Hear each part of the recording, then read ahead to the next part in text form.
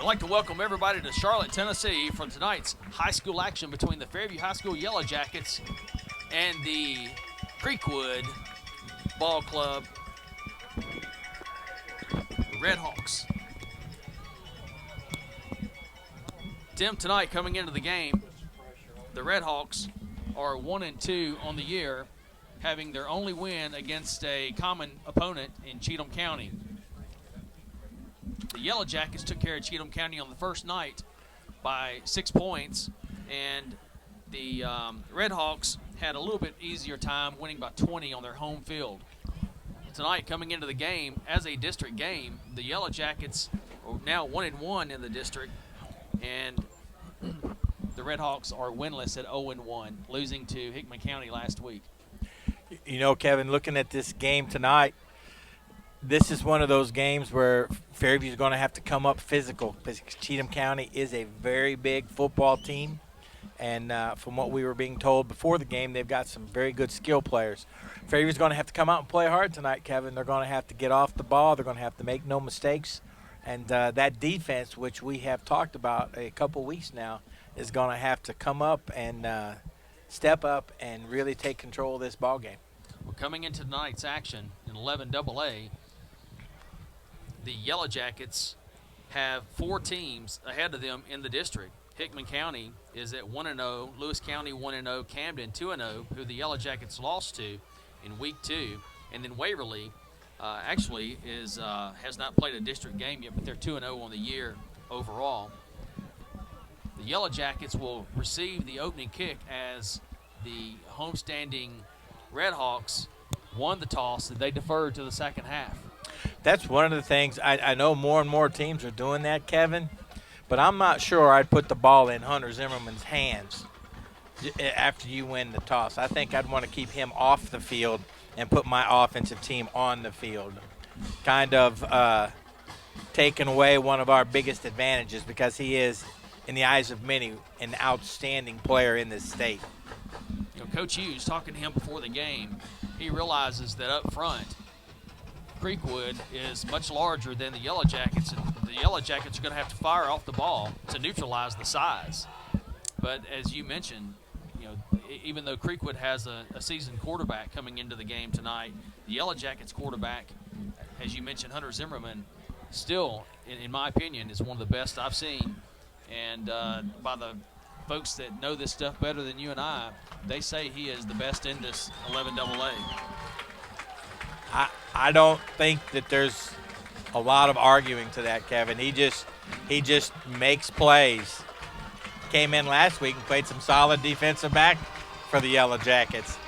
How's that for helping your team? No doubt. No doubt. Well, the Jackets are going to their side of the field. They're across the field from our vantage point.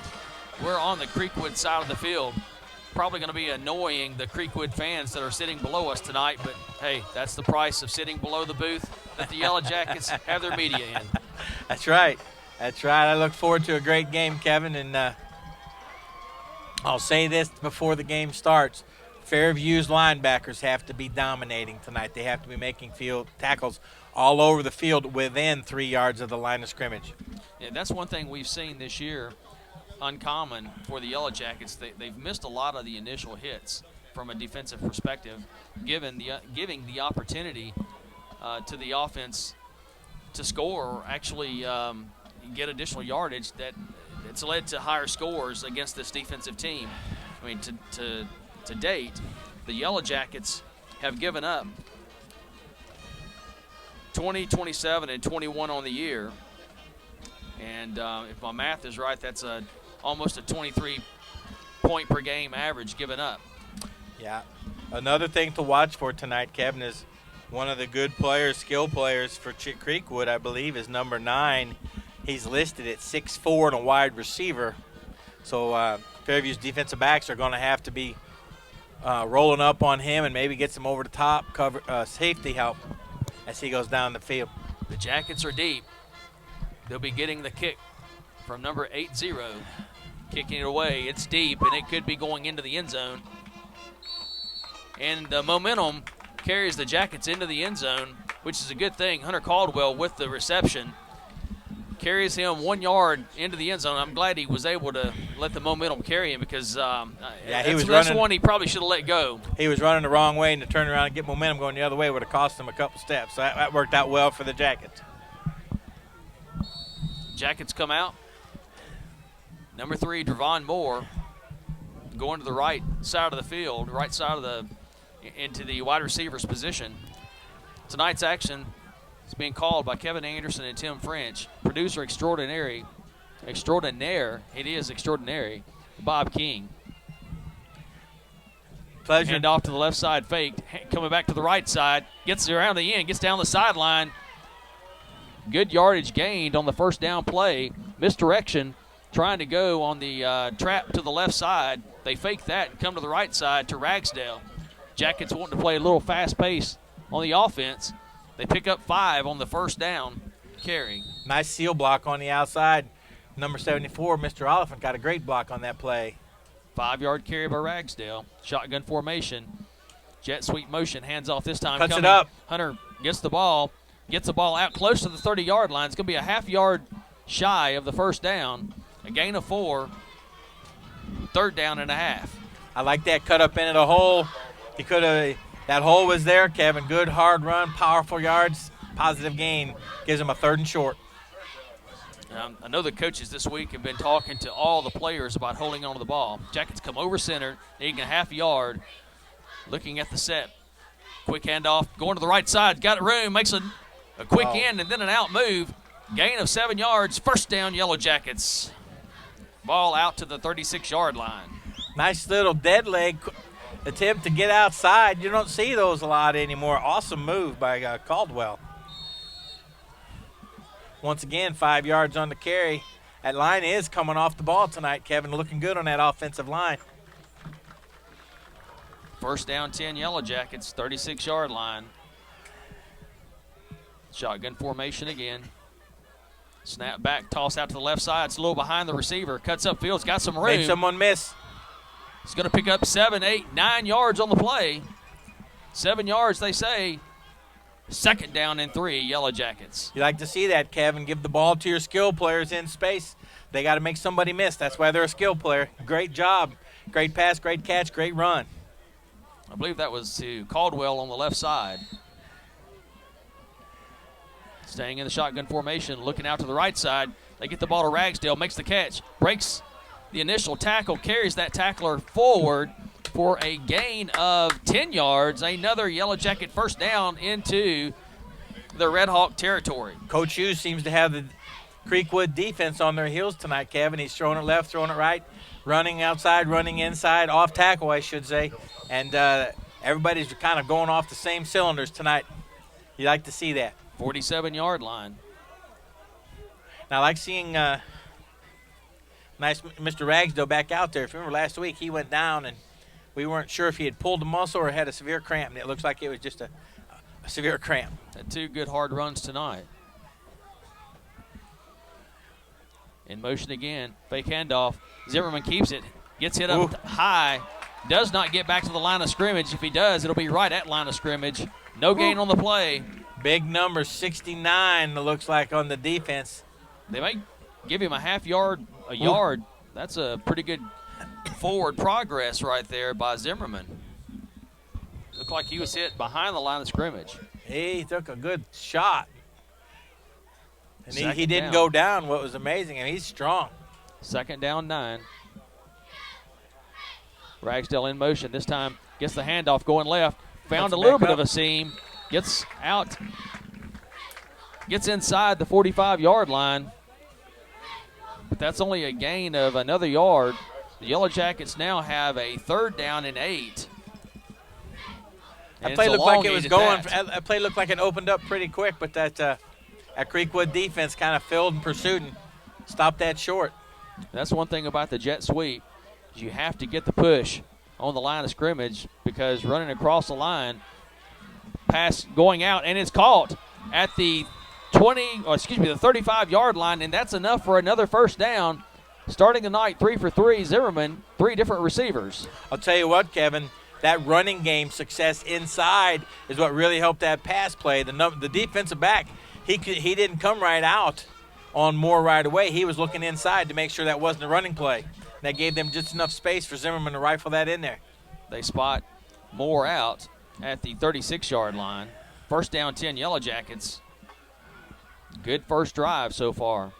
In motion, Ragsdale. Fake to him. Looks down the field. Got a receiver open. And nice. The ball sails. He had a receiver open in the, I believe that was Caldwell out of the backfield, setting up on the left side. Yeah, they dropped back deep in the coverage. Number 3 dropped back, and the safety was kind of in the middle of the field too. And Hunter was trying to drop it over, but it was a tough pass. It sailed on him a little bit. From last week, you had a feels-like temperature of close to 95 degrees. And this week, right now, a good cool breeze. Good night for football. Great night for football if you have a sweater on. It's football weather. I formation. Fakes right, comes back left. That's Caldwell. Caldwell trying to get outside. There's a flag on the play. It's going to be close to a first down. Late flag thrown from the referee. Holding is going to be called against the Yellow Jackets. That's going to move the ball back significantly. That hold happened late in that play as it was developing for the flag to come that late. So interesting how things work out. You had Caldwell open in the seam going down the field. You overthrow him gives you 2nd and 10. Get a big run that time. Going to the left side of the line by Caldwell. Picks up almost 10 yards, but to no avail. There's holding about 1 yard behind the line of scrimmage. That's going to make it a second down now and 21 yards if they step it off from that spot, and they do. That's one of the frustrations that I have with officiating. If he was holding behind the line, that flag should come out right away. Yeah, that was a late flag after the development of the play, no doubt. It came at the tail end the ball, of the play. getting it out to the left side. Got a receiver open. He's going to get back close to the original line of scrimmage, but they're going to mark him out of bounds inside the 40. They're not even going to give him to the 40, it looks like. 41-yard line. Nice. I like that play. Rolls Zimmerman out to the right. Play action. Rolls to the right. Gets the defense moving. Throws back to the left. They take advantage of that strong arm he's got, Kevin. There's not a lot of quarterbacks they can do that kind of thing with. 3rd down and 15. Jackets have their work cut out for them to keep this drive alive. Of course, we feel pretty confident if they get decent field or decent yardage gained here, they probably will go for it. Looking down the field, Zimmerman, he tucks it. He's getting some blocks behind the line. He's going to run for it. Picks up significant yards. Picks up about 9. It's going to bring up a 4th down. And about 5? And about 5 or 6, depending on where they mark him down at. It's going to be 4th and 6. So a gain of 9 on the play. The Jackets keeping their offense out there. Ball at the 32-yard line. Shotgun formation. And Red Hawks jump off sides. It's going to now be a 4th down and 1. That's a lot more manageable thanks to the Red Hawks jumping off sides right there. With this new down and distance, Coach brings in a little bit different offensive set. Buttry, number 20, comes in. Buttry definitely has some meat on him. Maybe a good handoff to Buttry, let him bust his way through the middle of the line. You know he's wanting it. They're getting up tight. They are going to hand off and hit behind the line of scrimmage, and the Jackets are going down for a 2-yard loss. So the offsides does not hurt CreekWood. After all, they stopped the Yellow Jackets for a 2-yard loss. The Jackets bunched up on offense that time, trying to just power their way. And the big defensive line of CreekWood, they owned that particular line of scrimmage, that play. The only play they had it, that series. Yeah, they won the game. They won the gap war on the only play that mattered so far. Number 10, Ian Spence in at quarterback, going back to throw the ball across the middle of the field. He's got plenty of room. That's going to be a real quick pickup of 13 yards on the very first play from scrimmage for the Red Hawks. Nobody was covering on the crossing pattern there, Tim. Looks like Max Cole came up and made that tackle. Ian Spence has good size. He's 6'2", quarterback. He's a senior for the Red Hawks. They've got 3 receivers and 2 people covering, Kevin. They've got a mismatch over here. One receiver at this point has All right, Max Cole's moving over. a little bit of misdirection here. In motion, number 3, fake handoff. Spence keeps the ball up the middle of the field. It's going to be a gain of 8 yards, 2nd down and 2. So 2 plays net about 21 yards. Spread formation. That was that option read. I don't know if that was a full call, but it looked like he rode him a long time to see what Fairview's defense was going to do. He was reading that middle linebacker. Back a couple of yards off the line of scrimmage is Spence. And before the play can get started, it sounded like there was a whistle somewhere. I did. I heard one. And we'll get the official call. Illegal procedure against the Red Hawks. Now 2nd and 7. From 2nd and 2 to 2nd and 7.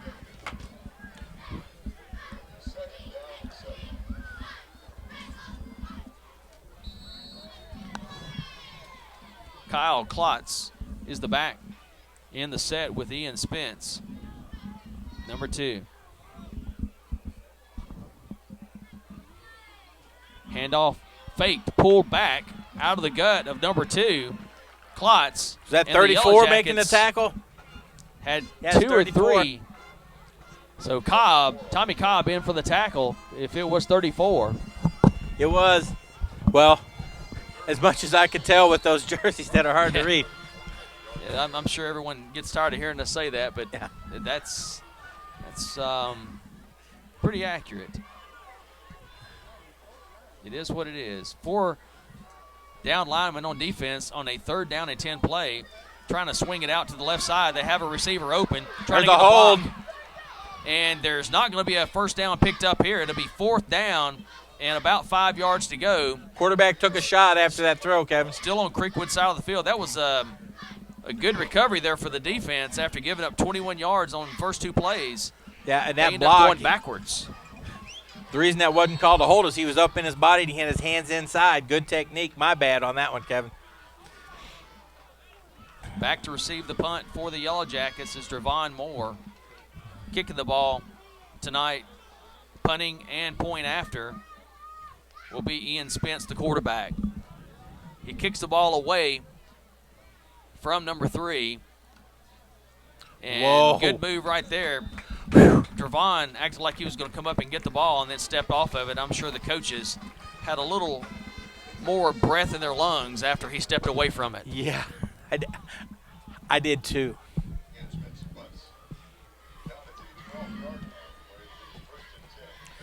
All right, let's see. First down and 10, the Yellow Jackets, the ball at the 12-yard line.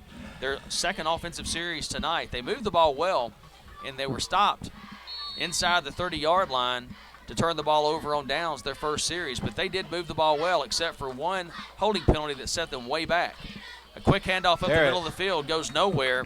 Hit at the line of scrimmage. It's going to be a no gain on the play for the Yellow Jackets. 2nd down and 10.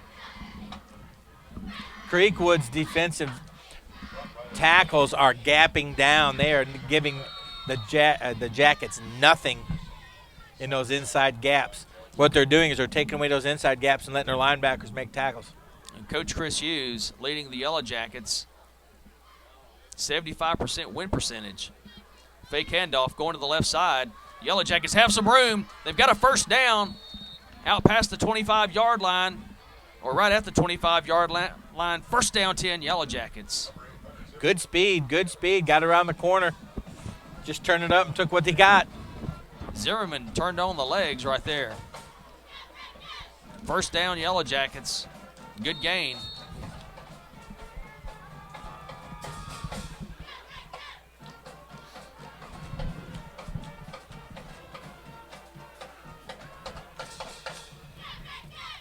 Shotgun formation, rolling to the right side. Looking down the field, he's going for the long ball, trying to get it out there to Camp. And Camp could not break away from the defense. That's good coverage. Great coverage right there. Camp tried to break away, and he had his hands, and they had a lot of connectivity between them right there going down the field. Camp trying to get away, and number 3, Mathis Duncan staying right on him there. He had some distance to throw that ball. It's 35 yards down the field from the center of the field. 2nd down 10 after the incomplete pass. Handoff come to the right side. And a good play behind the line of scrimmage that time by number 32 for the defense of the Redhawks. I think he took a hit right on the thigh, maybe on the knee. Derek Sutton with a good tackle right there for a 1-yard loss. Yeah, he looked inside, tried to pop it outside. He didn't see that defender, that unblocked defender out there. They strung that play out nicely from a defensive perspective. They did. But once again, I'd like to see Hunter trust that inside hole and press it, where you've got people blocking for you. Looks like there was an equipment timeout. Yeah, Hunter was limping. I think he took a shot on that. I don't know if it was his knee or his thigh, but he took a shot on that tackle. Hope he's back.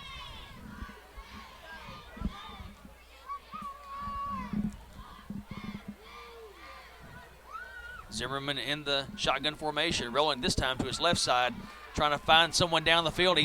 He has open again, Dravon Moore, and that's 2 balls going down the middle of the field that have sailed on the Jackets number 8, Hunter Zimmerman tonight. That time he had Dravon Moore open, and the pass just sailed on him. Yeah, running to his left and then he had to hurry that throw a little bit. He was under pressure. He stopped and threw it back against his body at right. that. And he didn't get time to set and kind of throw the ball. He had to beat that rush because they were coming after him pretty good. Ben Buttrey back for the punt, or back punting the punter. And number 3, Mathis Duncan. Kick is away. It's going to come right to Duncan. Duncan is going to break the initial tackle, comes back to the left side of the field, and cuts back one little bit too much as Ortiz with the tackle. Ortiz brings him down. At the 45-yard line, it'll be 1st down 10 for the Redhawks for their 2nd try tonight. I'll tell you what, that was a good tackle by Ortiz. It was. He was trying to get to the wall.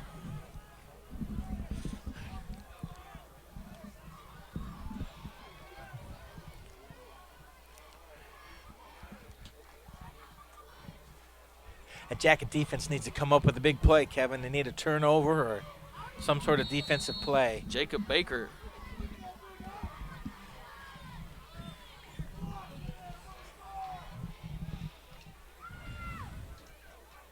Two steps back from the center. Those to the right side.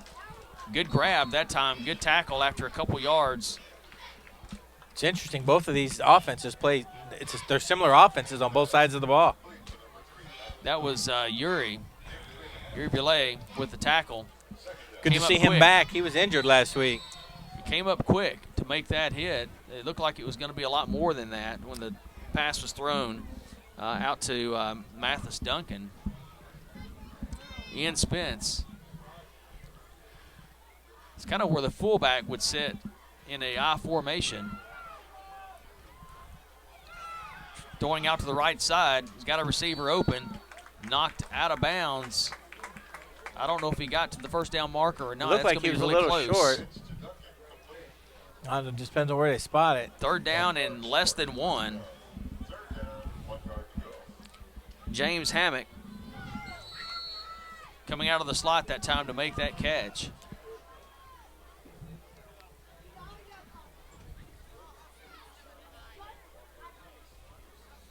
Third down, half yard to go. 2:10 left here in the first quarter. No score. Handoff. Oh, it's a big hit, big play by the defense right there. It's going to end up making this a 4th down and at least 2. That did not materialize well for the offense at all. That play did not come out well at all. The line, it just didn't look like the line and the backfield were on the same page, like they were blocking a different play. Quarterback should have probably let that ball go. 4th down and 2. Ball in the Jacket territory at the 47-yard line.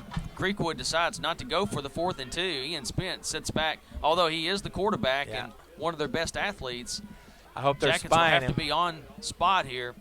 But he does punt the ball, gets it away. It's a good high kick. Ball hits at the 6-yard line. It's going to go into the end zone for a touchback. Coming out to the 20-yard line, net of 27 yards that time for the punt. 47-yard punt, net 27. I was a little surprised to see CreekWood not go for that on 4th and 2 right there. Yeah. It had some success. I think that's a tip of the hat to the respect for Fairview's offense. They didn't want to give them any kind of field position. They had 3rd and a half yard, and Jackets pushed them back for a couple more. And I guess, from CreekWood's perspective, they just want to play field position at this point, try to get the ball back with their defense.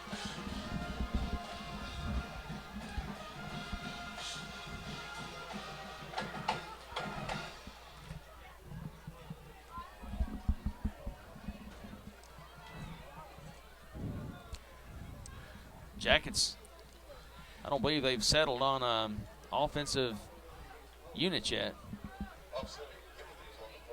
Oh boy. Unsportsmanlike conduct called against both teams, offsetting penalty. Those kind of penalties just wear on you. That had to be an after the whistle because otherwise they'd have had to punt the ball over again.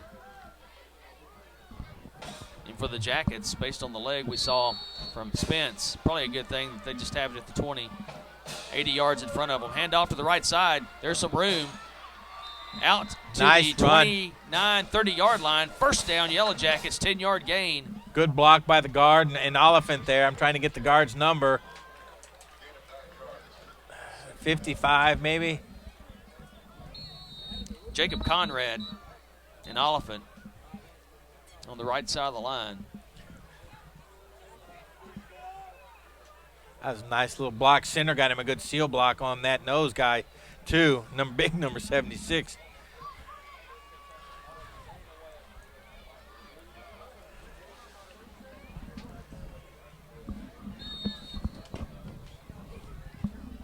Staying in the I formation. First down 10.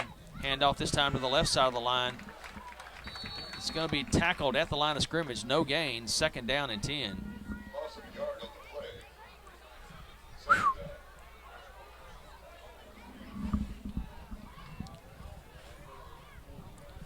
Jason Steele with a carry.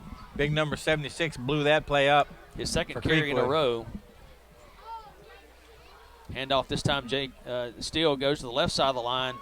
He's not having a lot of success getting past the line of scrimmage. It's going to be a gain of maybe 2 where they're spotting it. I believe it is a gain of, well, I really don't know until they spot the ball. 2 officials are in 2 different spots. Let's call it a gain of 2. Third down and 8, Yellow Jackets. Third straight carry that time for the Yellow Jackets, number 40, Jason Steele. Kevin. That's going to be the last play. I'm sounding like a broken record, but number 76 for CreekWood is just taking on. He's playing almost like a 2-gap and letting the linebackers come up and make tackles behind him. He's a big fella out there. Yeah, we don't have him on our – oh, we do. It's Austin Newsom. He's 6'5", 320. I think that's I believe that. That's pretty good size. They've got him. He's just firing off the ball into the center and guard, depending on the strong side of the ball. I'd say at 320, he probably puts away a few biscuits on Saturday morning after a football game. A few boxes of biscuits. That's right.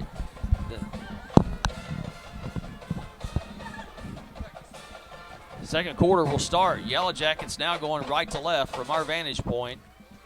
Third down, 8 yards to go. Third time the Jackets have had the ball on offense. Turned it over on down the first time. Had to punt the ball away the second time.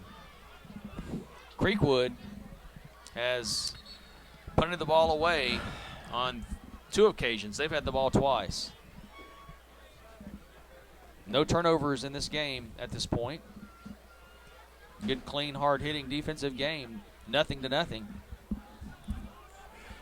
When they call them to the sideline like that, I think they should give the lineman a head start to get back to the line of scrimmage. carrying a little bit more girth. They need a break.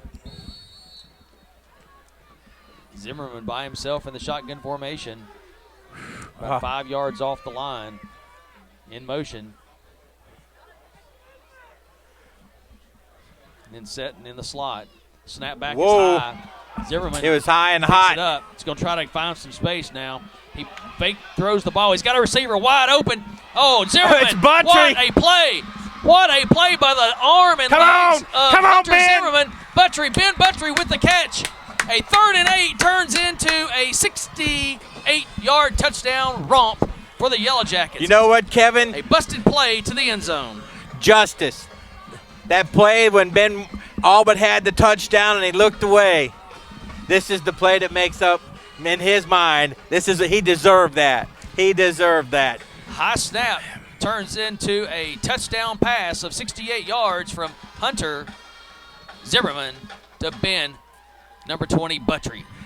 He's been working hard, stayed with his quarterback, worked back to him on the same side of the field, makes the catch, and he rumbles down the sidelines for 6. You had a lot of confusion right there as far as the defense was concerned. When they saw the ball hit the ground, you had, no doubt about it, you had Zimmerman scrambling for his life back there, and he had great blocking from his line to yes, sir. give him the opportunity. He had a fake throw of the ball. He acted like he's going to throw it, pulled it back, and the defensive player jumped up thinking he's going to throw the ball, and once he pulled it down, at that point it's just a matter of getting the ball over the defense into Buttrey's hands, and he did perfectly. That's right. That's right. You like to see those. What was the key to that play, Kevin? Zimmerman kept his head down the field, and he kept his wits about him, poised. Very poised on that play, no doubt. And I'm just so happy for Ben Buttrey. He's one of the hard-working guys. Goes out there and does all. They needed a punter. He's punting. Plays line. In the beginning of the season, he was playing in the middle. They needed him to come up on the line. They've moved him around. Now on offense, they're bringing him in to make plays, and he gets a chance to make one, and I love seeing that. Showed some good wheels going down that sideline. What do you think? Yes, he did. Point after attempt by Jeffrey Perez, the freshman.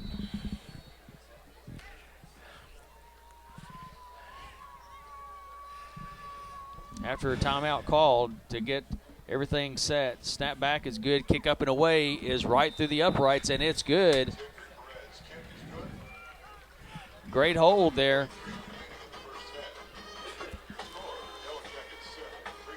The Jackets take a 7-0 lead after the point after. First play of the second quarter turned out to be a pretty good play for the Yellow Jackets. Yeah. And looked like he was going to start not so nice after we make the comments about no turnovers. Yeah. Snap goes high. Zimmerman can't handle it, falls onto the ground. But like you said, Zimmerman kept his wits. Did not panic. Didn't panic, kept his eyes downfield, was coming over. First he was thinking, I just got to get rid of this ball. They kept looking, saw a man open. Had a little bit of backyard football going on there. No doubt about that. And then after Buttrey made the catch, he got a great block. He sure did. And I didn't see who got that block. I thought it was Camp. Well, if it was, great job, Camp.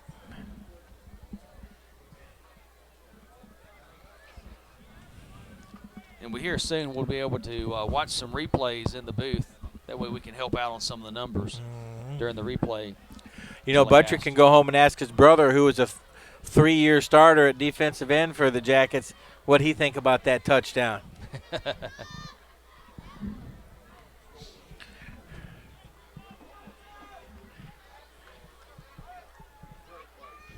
Chase Myatt to kick the ball away from the 40-yard line. We'll see if he looks like he's going to go back for the full leg instead of a pooch kick. Number 3 and number 7. That's Duncan. Back to the left side. Picked up by number 7. We'll get his name here in just a minute. Knocked out of bounds before he gets to the 30-yard line. Having knocked out at the 26-yard line. First down 10, the 26-yard line. I believe that was Max Cole on the outside. They were trying to turn him in to get that lane, and he fought to take that lane away, and the runner had nowhere to go on the sideline except out of bounds. James Hammock, number 7 for the Red Hawks. brings the ball back for about a 15-yard return.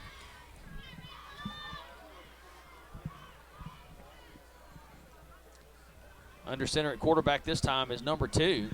Hands off to the deep man. Number 17 with the carry. I'm looking for the quarterback. He got retaped earlier. I don't know if. No, he's over here. Kyle Klotz. He's on the sideline. He's okay.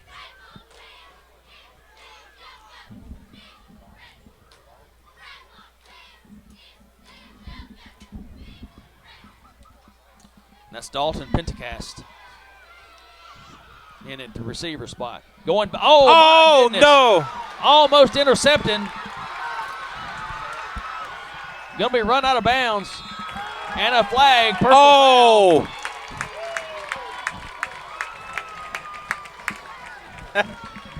There's going to be an interception. Goes through the defender's hands.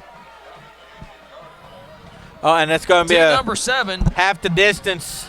James Hammock with a long return, or long catch. It looked like a return. Touchdown saving tackle by Hunter. Hunter Zimmerman chased him down, tackled him at the 18-yard line. And they got him. He threw him down after he was out of bounds, which I think he probably did. He did. I certainly don't think it was intentional or malicious, but that's a call you got to make. So the personal foul is going to give a half the distance to Creekwood. So the Yellow Jackets, similar to the Jackets' touchdown play, number 2, Kyle Klotz, the backup quarterback, goes back. He's got pressure all around him. He steps up. He finds a receiver down the field, but he's covered. He throws the ball short and ricochets off the Jacket defender into Hammock's arm. Good concentration by Hammock right there. Klotz in at quarterback. Toss sweep back to the right side. Nowhere to go this time. Picked up what, maybe Hammock. one? That was nice Hammock defense. Again. Number 27, is that Yuri Belay coming up to make that tackle? And number 34, Mr. Cobb, hustling outside to stop that play. 2nd and goal. Ball spotted just outside the 7-yard line. Klotz for the Redhawks. He pulls the Jackets off with a hard count. It's going to move the ball down to the 3.5-yard line. 2nd and goal from the 3.5. Oh, man. The Jacket defense, they were where they were supposed to be. They just didn't knock the ball down or catch it for the interception on that long pass play. That's one that when you get the DVD or you have it DVR, you can play that back and forth and think, wow, that could have been a real big play the other direction. I thought it was picked off in the beginning, Kevin.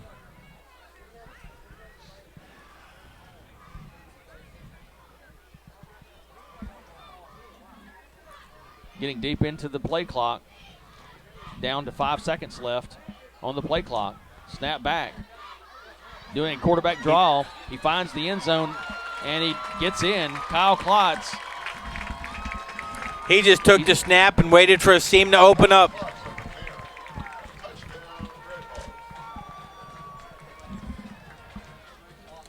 Touchdown, 7-6.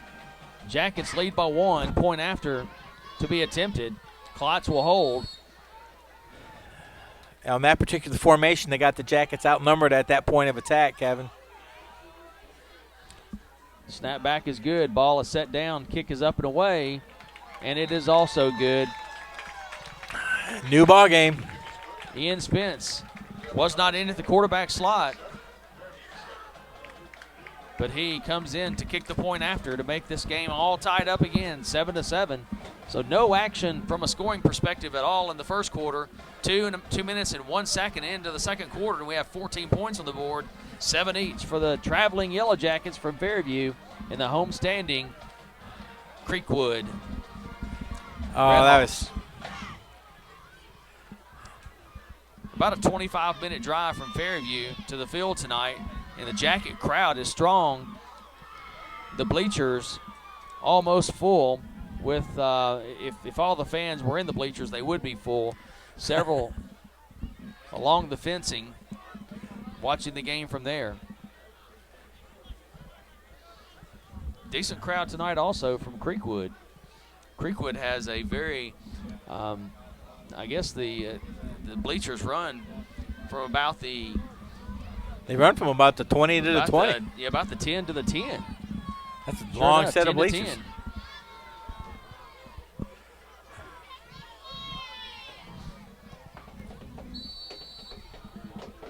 Spence looking to kick the ball away.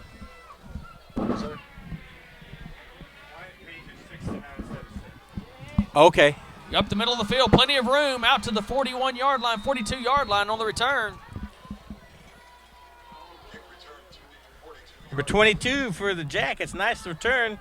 Brendan Nardosi, who we saw quite a bit of action. He had quite a bit of action in the 2 games ago, yes. Against Cheatham County. Good return right there. He got hurt late in that game, didn't he? Out to the 43-yard line, the freshman. Good to see him back. Good to see him back. Nice little return.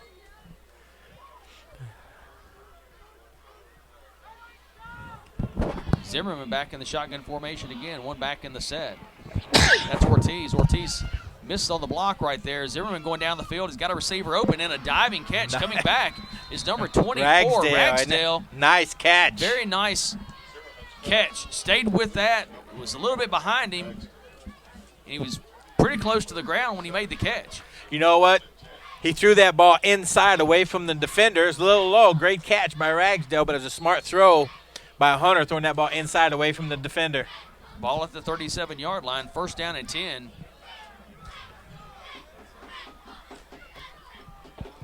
$20-yard gain on that pass. Shotgun formation again. Zimmerman. Whoa. Quick toss out to the right side. Good move in, going back out to the sideline, knocked out of bounds, but it's going to be a gain of 7 on the play. Was that Ragsdale again? Second down and 7.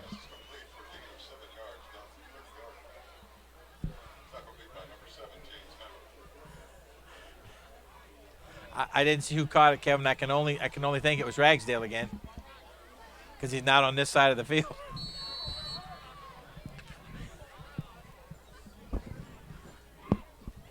Staying in the shotgun formation. That snap was high again. Looking down the field. He's going to try to go to camp down the middle of the field. Actually had 2 receivers running the inside pattern. Goes over both of their heads. It's incomplete. It's going to now be third down and a long 3. I think the receiver over here on the left side was supposed to run a flag pattern, an out route to take that defense with him, and he ran a post. Looked like Estes. That's who it was. Estes had gotten behind the defense there. And that's the third ball tonight we've seen from Zimmerman that it's really, I don't know if you want to call it floated or he just threw the ball too far.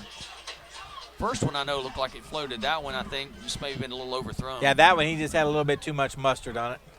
Into the backfield, bring up to the middle of the line of scrimmage. No gain, if any. Looks like they may give him forward progress of a yard. Yeah, I mean. That's it. So it's 4th down and 2. The Jackets have it pretty deep at this point in a tie ball game. Looks like they're going to go for it again on 4th down. The Jackets in their first drive of the night was stalled on 4th down at about the same distance. Well, it was 4th and shorter than this, actually. Oh, he needs to give that to Buttry. Under center again. Goes Zimmerman. And before Zimmerman gets the playoff, timeout is called by the Redhawks. They were looking for a hot read to Buttry. The defender dropped off 10 yards. That's a quick out, and he can run 3 yards before he gets tackled. Good timeout right there by the Redhawks, but it also gives the Jackets a chance to come up with a play from the sideline, gain that valuable 2 yards, and keep the drive alive. Well, I think we probably need closer to 3 yards instead of 2 from the distance. 8:34 left here in the second quarter of a tied-up ball game.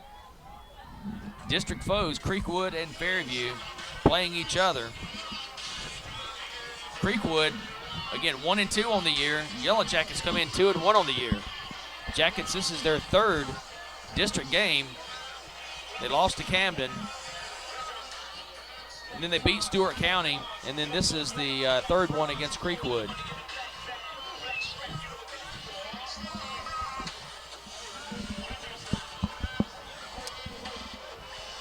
got a little muffled music here. I don't know if that's being picked up in our microphone or not.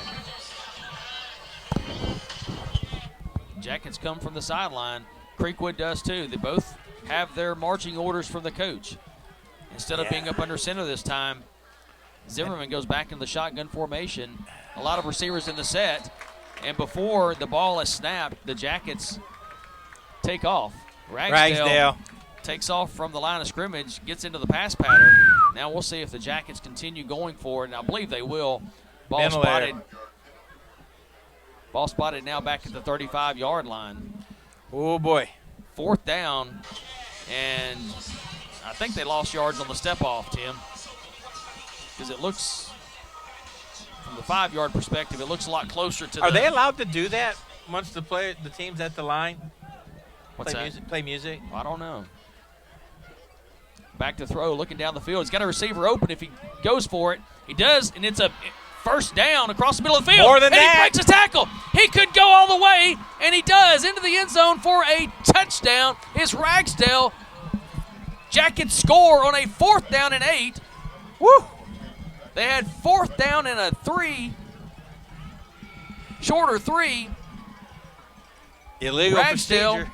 has the illegal procedure. He comes back, gets inside of the zone defense right there, finds a spot, perfect pass to him, breaks the initial tackle into the end zone for the touchdown. Well, if that was the play call, I know why he was ready to get going a little early. He wanted the ball. Snap back is good, hold is good, kick up and away is even better. It's good. Zimmerman stands tall, throws a nice strike across the middle. The Jackets score again from the arm of, this time, Zimmerman to Ragsdale. You know, we're giving kudos to Zimmerman, and obviously so, but that offensive line is doing an outstanding job giving him time back there. They are giving him tons of time. On that play, they stood tall. Man, they formed a pocket around him. He moved around, got to wait for that play to develop, and then he fired a dart to Ragsdale, and then Ragsdale did what he likes to do. Both Conrads actually on that line, and Jones in there. The Jackets, I tell you, Tim, that was gutsy right there. 4th down and 8. And strike is thrown by Zimmerman down to the middle of the field, picked up right at 15 yards on the pass play, and then Ragsdale turns and gets another block by I think it was Camp again that maybe got back there and made the block to free him up. And you're right. It's interesting. 8:22 on the clock, and we got the ball with 9:41. I know we were throwing, but that just doesn't seem like a lot of clock for a 55-yard drive. 8:22 left. This is going to be a low kick. It goes high. The Jackets have a chance to get him before he goes out of bounds, but it does not. It goes out of bounds for a penalty. That ball kicked up at the perfect time. The Jackets had a great opportunity there. Just could not get to the ball. It goes out of bounds at the 40-yard line. And that's where they're going to take it, 1st and 10. Otherwise, they'd be starting on the 35-yard line. They had the opportunity of taking it right there or 25 yards from the kick, which would be the 40 down to the 35. 1st down, 10, Creekwood. Ball just inside the 40 based on where they have it spotted down.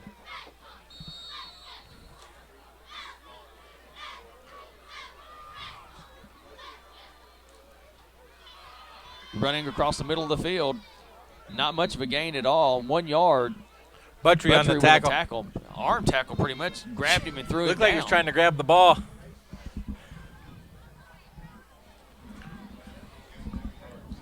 Kyle Klotz still in at quarterback. Game started with Ian Spence at quarterback. Now Klotz in there. In the backfield with him, number 17, Dalton Pentecost.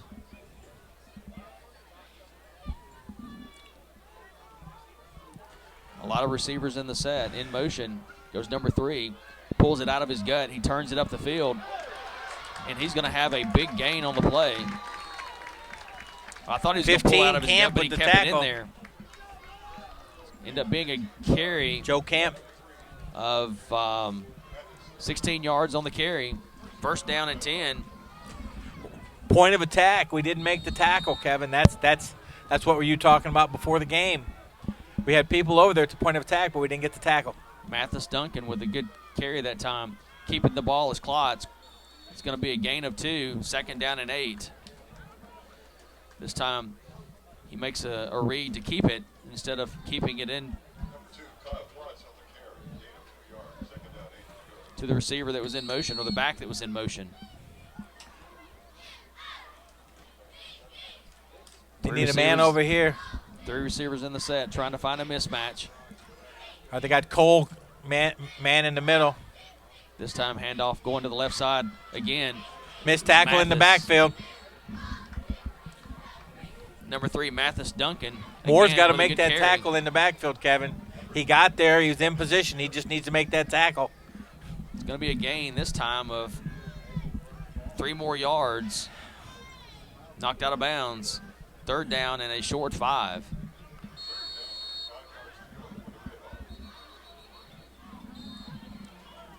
Whistle stops the play. I think they're verifying the spot of the ball. 2 officials converging here to make sure.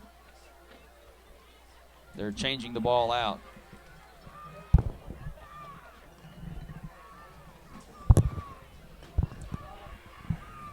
Each team supplies their own ball for offense, and evidently they did not swap out the Jackets ball. Klotz again in the backfield.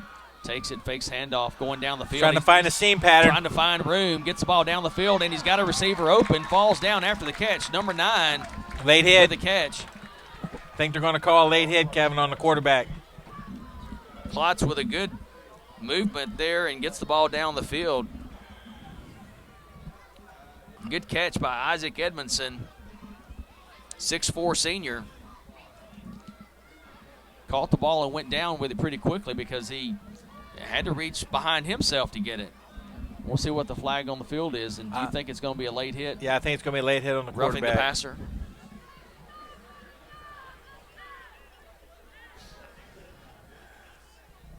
Definitely the Yellow Jackets are starting to back up. Ball caught and downed at the 25-yard line after the pass. Personal foul, roughing the passer is the call. It'll be a step off from the 25, half the distance to the goal line, down to the 13.5-yard line. First down 10. CreekWood trying to come right back and score against the Jackets again to tie the ball game up. Jackets, as long as they're scoring first every time, Tim, you kind of like that, that direction. This time, Klotz keeps the ball going up the middle of the field. He's tackled by several Yellow Jackets. James Mangrum came in on that play and makes the tackle. Mangrum, Buttrey. Actually, I don't see Flake in there. That was I think James Mangrum. I think James Mangrum came in for Flake on that play. Yeah. Cobb, Mangrum, and Buttrey in on the tackle there. Klotz with a gain of 1 on the quarterback, Reed.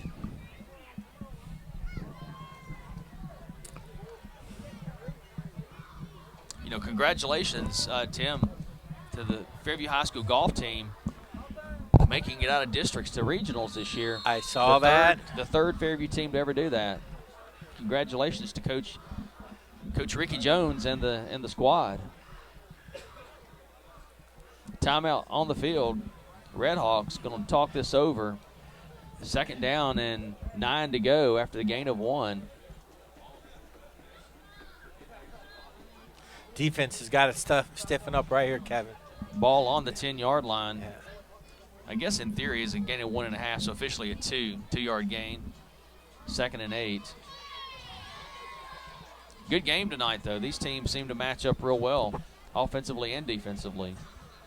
And a good, cool night, so the players that are going 2 ways, unlike the first 3 games of the year where they're sweating out so much of their fluids, tonight they can go pretty much full steam and not have to worry about the dehydration factor. Yeah, we should not see the cramping that we've seen the first few weeks of the season. Last week's game, wow.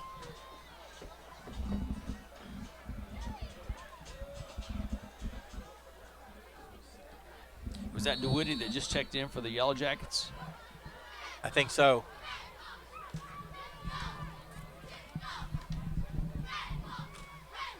Klotz fakes a handoff, rolls to the left side. He's got quick pressure. The Yellow Jackets are going to bring him down for a huge quarterback sack. Buttrey makes 21. the play.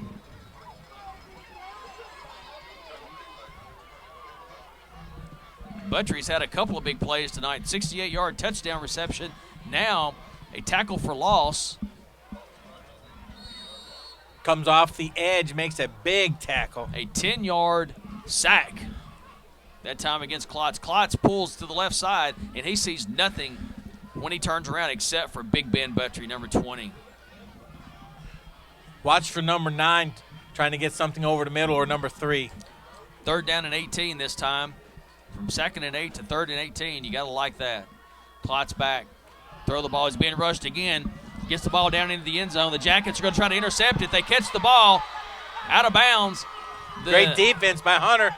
The home standing team, the home crowd here wanted a pass interference, but both players, as we've seen tonight, on multiple occasions, the offense and defense, from the ref's perspective, he's given them both free reign to try to make the play. The Jackets had one earlier tonight with Camp out in the pattern. Same kind of play. Right. As long as they're making plays for the ball and not trying to take position away, that referee's letting them CreekWood's going to try to come in and kick a field goal.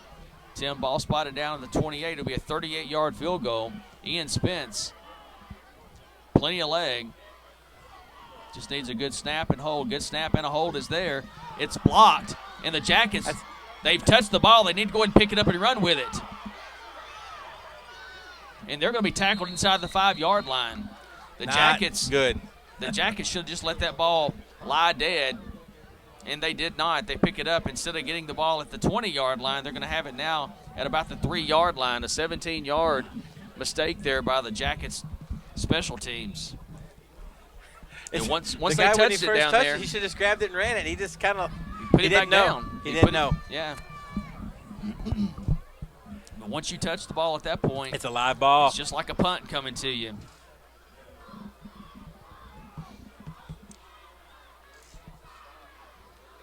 So the Jackets, 97 yards in front of them. Ball spotted at the 3-yard line. I formation. Handoff to the second man through. He's got a little bit of room. Needs to hold on to the ball for sure. Maybe a gain of 1 at the most. He may have been stopped at the line of scrimmage. We'll see where the officials mark this down. I think he got back to the line, it looked like, anyway. Spotting the ball down at about the same spot as before. He gained about a football length. You're exactly right. Jackets looks like they're going to stay up under center. This could be great news for CreekWood right here, because if they can stop the Jackets, they'll have great field position. Hit behind the line of scrimmage, almost a safety that time. Out to the 1-yard line. Hit deep. And Steele didn't have a chance. I think they hit him before he got the handoff. Yeah. They faked it to Ortiz. It's hard to believe you get the ball at the 3+ yard line and you have a loss of almost 3 in 2 carries. Up under center. Offset I formation. Rolling to the right side, looking down the field. Zimmerman gets the pass away, and the pass falls between 2 receivers. Ragsdale and Dervon Moore in the pattern. Now, from a punting situation, you can't touch the chalk in the back of the end zone, or it will be a safety. How those mental errors come back to haunt you. You know, we talk about this every year. Those handful of plays. Buttrey will try to get this off, and you know that the Redhawks are going to be coming strong, knowing that he has only about 9 yards between him and the defensive line. Snap back is good. Buttrey with a pretty good kick. Kicked it goes to the right side, and it takes a Yellow Jacket bounce. Oh, there's a bad one. Out to the 41-yard line where it's picked up. The Jackets have decent coverage. They missed the initial tackle. Stepped out of bounds. It's knocked out of bounds at the 2.5-yard line. They didn't mark it, Kevin. He was knocked out of bounds late, but the Jackets may be fortunate. Now there is a flag at the 37.5-yard line. There was an illegal block over there, and there was a hold, too, on the edge. If that's the case, the Jackets are going to be getting out of jail free here. Yeah. Don't pass go. Just there take was an illegal block right there, and over on the edge there was a hold. And the flag was down early. Both teams have been having a couple of bad lucks on a big play.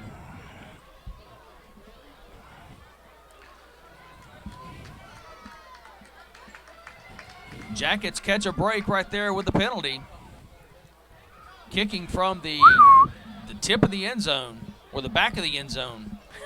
Buttrey, that is. And the Jackets end up getting the ball out to the 47-yard line after the penalty walk-off.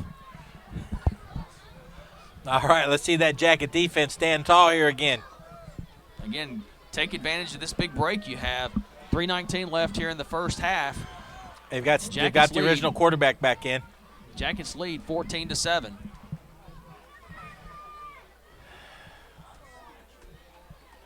Ian Spence back in at quarterback. Kyle Klotz behind him. And we've already seen they could run about anything they want with those two guys. Pass out. It's a lateral. It's picked up. Buttrey's out there. Buttrey takes him down for a 1-yard loss. And Spence takes that snap back and throws the ball about a yard behind him. So that could have really been a big opportunity for the Jackets had that been dropped. The sideline official looked like he was marking with his hand that he knew it was going backwards.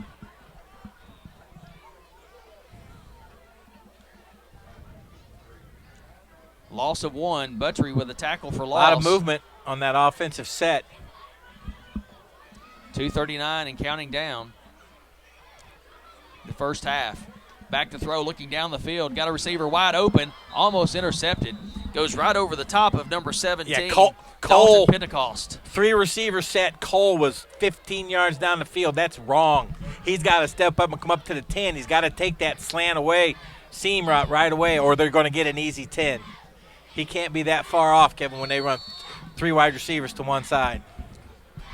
We've seen a local college team do that a lot this year, playing about 8 to 12 yards off the receivers. That's a Are they going to have a coaching change before the 5th game? That local college team? I don't know. Pass is right over the top of the intended receiver, number Kevin, 7 that time. That's James Hammock not able to bring it in. A little high, a little hard. They're going to keep going to that until we bring him up 5 more yards. It's going to bring up a 4th down and 11. The Jackets, I'm telling you, Tim, they really now for sure have a get-out-of-jail-free card that occurred when they had the ball back. 4th down and 13 from the 1-yard line, having to punt from the back of the end zone. So now they're going to get the ball back in a lot better position than where they started to give it back to the other. Kick is away by Spence. It's off the right side of his foot. Goes out of bounds at the 31-yard line, and that's where they're going to mark it down. The Jackets, I'm telling you, golden opportunity right there for CreekWood. They can't take advantage of it. The big penalty after the ball is run back to the 2-yard line on the punt. Picked up at the 41, ran down to the 2, but there was a flag at the 37.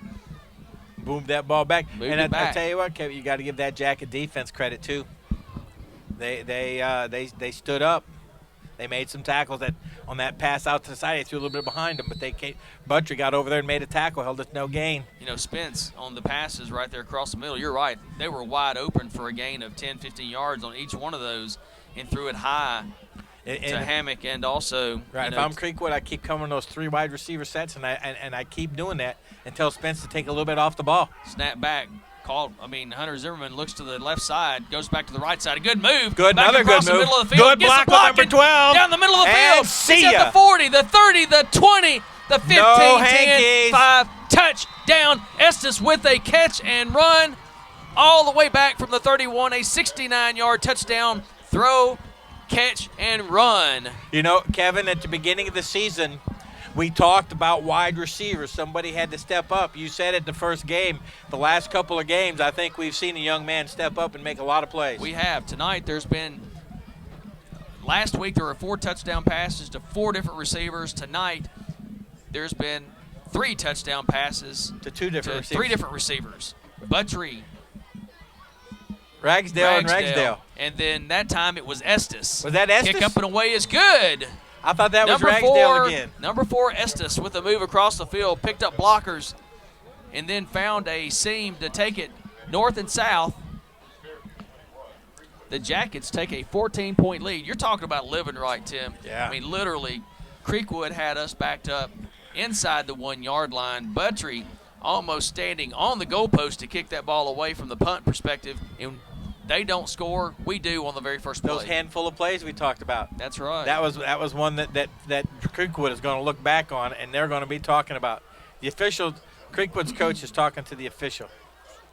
And the head coach of CreekWood is not happy right now. He's out talking to the official because he realizes had that flag not been called at the 37-yard line, he was about to score, getting the ball first and goal at the Fairview 2, and the CreekWood coach, Chuck Daniel, is not happy.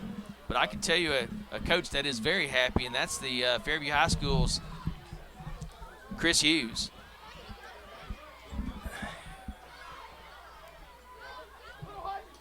Chase Myatt to kick the ball away at the 40-yard line. That was a huge, huge, huge turn of events. First and goal from the 2.5 to the 47. And then they lose a yard on that offensive series before they punt the ball away. And then a shanked punt at that. High kick to the right side of the field is picked up by CreekWood, and they have nowhere to go because the Jackets, they cover it well. Chase kicks it perfectly to the right side of the field. The offensive's left side, the defense's right side. In either case, whether it's left or right, however you want to look at it, a good kick, well-executed kickoff right there. Number 2 coming back in at quarterback. Let's see if they come out in those trips. That 3 wide receiver set again, Kevin. Kyle Klotz in at quarterback. And I think you're right, Tim. Unless the Jackets make an adjustment on the slot receiver there, they're going to keep coming in. And it the looks like Jackets they have are. made a adjustment right there. Yep, they were looking for that same play, and they make a completion on that play that time, going across the field to number 4. Has a nice throw, kept it right away. We had decent coverage on that. That one was thrown low, and number 4, Jonathan McLeod, makes the catch from Klotz. But there's another flag in the backfield. Yuri Belay with the tackle. And it looks like there's going to be a hold. And, Kevin, there's a big difference between throwing a pass and being covered and completing it and throwing a pass and the guy's going to run away.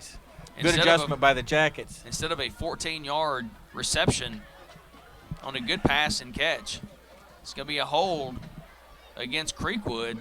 Instead of a first down and 10 close to midfield, the penalty goes against the homestanding team, marked back to the 22-yard line. Now, if I'm Yuri Blay, I'm splitting that receiver in half. I'm taking away that inside route. It's first down and about 24. Back to throw, rolling to the right side is Klotz. Doesn't have anybody out there, throws it down the field. Oh, what a grab behind his back. And there's more flags on the field. And I don't know if this is coming back or not. The head official is not running. I think they got a hold on Hunter. The lead official is not coming to the touchdown or to the goal line. This is coming back too. The CreekWood crowd, they had something to cheer about because I'm going to tell you what, that was one heck of a catch by Mathis Duncan. He reaches back and one-handed catches that ball, turning around, keeps his feet, and goes the distance. But there was already flags laying on the field when the pass was thrown. I know the homestanding crowd is not happy about this. If that would have been incomplete, there was still a flag on the play. Yeah, I think they called holding out here on Hunter. You've got one on both sides of the field. I didn't see the other one. Yeah, there's one back at the line of scrimmage. What's that mean, Kevin? He put his illegal participation. What's the hand behind the back? What's that mean? illegal participation and loss of down. All right. You had a lineman down the field when they saw the quarterback taking off. The lineman got past where they were supposed to be. Marking it back for a long ways because that's a loss of down there too. Rolling to the right side, looking down the field, trying to get the ball to the big number 6'4", number 9. And the Jackets, they go up and they intercept the pass. Again, the Jackets have great poise and just bad luck right there for CreekWood. And there's another flag behind the line of scrimmage against CreekWood. And CreekWood has got to feel spider bitten at this point. Not snake bitten, but spider bitten. And it's a tarantula, I believe. But in reality, they've been stung by the jacket. Again, holding is called. It's declined because Hunter Zimmerman goes up, and not only does he have 3 touchdown passes tonight, he now has an interception to his name. Well, he's covering that number 9 pretty well. In the end zone, they went up for one, and he came down with it out of bounds. Chuck Daniel is not a happy coach. No, sir, he is not. CreekWood caught a lot of bad luck, bad fortune of their own doing. Penalties can turn a game around, and definitely is. Looking back to throw, Zimmerman has a receiver in the set. He wanted that fly route. Running to the right side, and he's hit from behind, and he's tackled for a huge loss of 11 yards. He's sacked. It's going to bring up number now 3 second down and 21. He was looking for a fly route down the sideline, Kevin. It was well covered. Mathis Duncan chased him down. I like that call by Coach Hughes. He was looking to strike quick. Zimmerman, quite frankly, is fortunate that he did not fumble that ball the way the tackle was made. Shotgun 3 formation, receivers, 2 defenders. high snap. Zimmerman looking down the field. Comes back to the right side. Has the jacket open. And the jacket receiver makes the catch. And I believe that is Estes. I don't think, if Hunter sees this guy over here uncovered, throws that wheel route, Estes picks up 2 yards. 3rd down and long. Jackets, 3rd down and 19. If I'm the Jackets. 43 seconds left here in the first half. If I'm the Jackets, I run the ball, make them burn a timeout, and then I punt it. Jackets have definitely had some good fortune tonight. 3rd down and 19 for the Jackets upcoming. 43 seconds left here in the first half, leading 21-7. CreekWood will get the ball to start the second half. Coach for CreekWood is still chattering the referee's ear off. He's not happy. He's still talking about the punt return that went to the 2-yard line and the flag that was thrown on the 37. He's made the same signal in motion on a couple of occasions. Jackets have a big opportunity to really blow this thing open here if they can get the ball. If they can make this 3rd and 19, you've got to believe the air is going to come out of a lot of balloons. CreekWood, definitely the bigger team up front, but the Jackets, to me, Tim, look like they're controlling the line of scrimmage. Yeah, when the Jackets try to run in between the guards and center, that size shows itself. But the Jackets' speed and ability to get outside with their linemen, Jackets linemen can run real well. Senior Graham Estes tonight, 6'1", 160. I'm going to tell you, he's played a heck of a ball game. Ragsdale. Still only have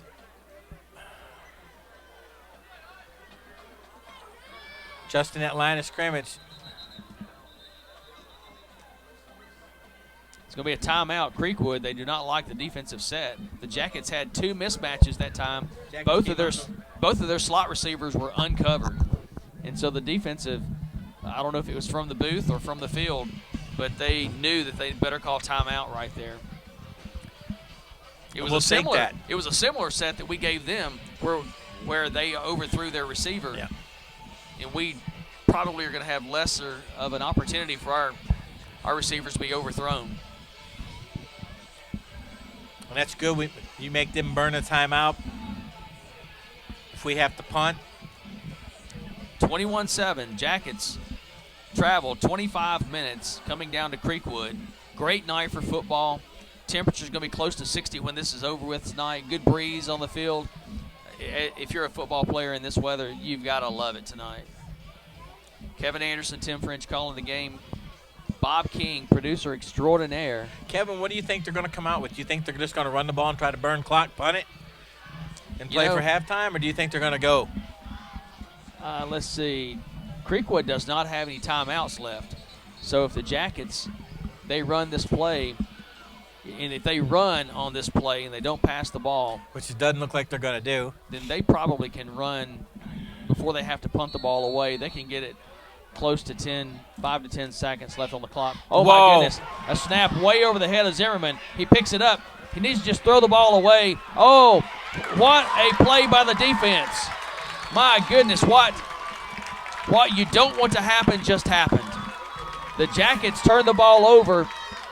Zimmerman picks it up. He's just going to try to sling the ball down the field across the line of scrimmage and hope for an incomplete pass. The ball gets tipped by CreekWood. They come down with the interception. That might happen tonight because there's been a couple high, hard ones, and that one just went. CreekWood gets a huge break. Oh, they have 32 goodness. seconds left, no timeouts. And, Tim, that was one that if the Jackets would have run that ball, I'm pretty sure they could have run almost the whole clock out. I'd like to see Yuri come up 2 more steps and take that inside route away. Ian Spence back in at quarterback. Up a little more, up a little more. In motion, handoff, going to the left side, and there's no room there. They've got no timeouts. They're going to with no timeouts left, they're going to have to come back under center and spike the ball. I don't like that play call. If I'm a CreekWood fan, I do not like that play call right there. Yuri Blaze too far. One on the tackle. Yuri's too far off the ball again. He's too far off the ball. Snap back, looking down the field. Ben Rush, ball's going to go into the end zone. And there's a fight for it, and the tie goes to the receiver, and it's a touchdown. Number 9, the 6'4" receiver, goes up and beats the 6'1" quarterback for the touchdown. That is what you call a turn of momentum. Yep. Now CreekWood will get the ball to start the third quarter with a chance to tie this ball game regardless of what happens on the point after. So Ian Spence goes back and throws the ball to number 9. Again, the 6'4" receiver goes up and takes the ball away from Hunter Zimmerman right there. Isaac Edmondson, he got 6'4" senior. In every other throw, Hunter's had inside position. In that one, he got inside. Snap back is good. Kick up and away is good. With 4 seconds left here in the half.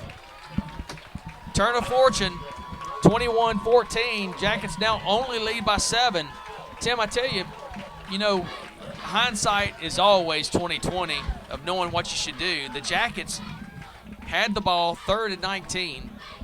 A hard down to get the first down on, and I know Chris Hughes is going to look at this after the game and say, maybe I should have run that ball to try to get the clock running or keep the clock running, because by the time the 25-second play clock comes into play with 43 seconds left on the clock at that point, the best I'm thinking they're going to get the ball or have to punt the ball away is at about the 4 to 6 second mark, which probably would have run the clock out.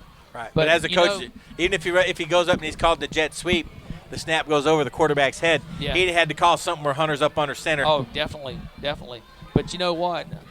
It's easy for us, again, in hindsight, to sit and talk about that because Coach Hughes, he's the one that's won 75% of his games here at Fairview, not you and I. Right, and my point is they run a lot of their running plays from that shotgun. And the snap over the head could have happened on a run call just as well as on the pass. Oh, absolutely. So the question is, should Hunter have grabbed that and just fallen down? Ball up the middle of the field. The Jackets do what they're supposed to do. They fall on it at the 30-yard line. More with a personal foul. The Jackets coming unraveled right there a little bit.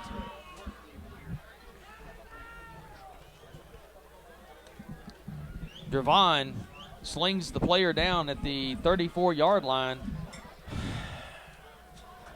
It's going to be a walk off of 15 yards. It's going to get the ball back around the 16. And I'm pretty sure the Jackets are going to go up under center here. and just take a knee and get this half over with and come back out and try to become a little bit more poised than they were in the last 50 seconds of this game. Oh, my. That's what we've had, that like 2 to 5 minute spurt where the wheels come off. Yeah, we had it at the end of the Cheatham County game with a 20-point lead, and here a 14-point lead with it looked like complete control of the first half. Now you're going to go in and try to get yourself in a position to come out and protect your lead on that first drive. So we're going to go into halftime, Tim. The Jackets lead 21-14. It's a very precarious lead at this point. So what do you tell your team at halftime, Kevin? Do you go in and say, look, forget about that play. Just play football. Just play football. Forget all the other stuff. Just play football. You have to forget about it. That's definitely that's one that they're going to watch on film a few times and say, what did we just do? What happened? 43 seconds left. But like I say, they run a lot of their plays from that same set, running plays. Well, we'll be back for the second half call here in just a moment. We're about ready for the second half to start here from Charlotte, Tennessee, with the traveling Fairview High School Yellow Jackets leading the homestanding CreekWood Red Hawks.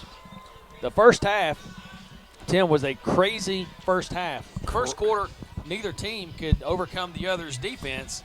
Nothing at the end of one. And then the second quarter, it was just Katie bar the door. Both teams were moving up and down the field. 21-14 scored just in the second quarter. And the last 43 seconds for the Yellow Jackets, you thought was going to be golden.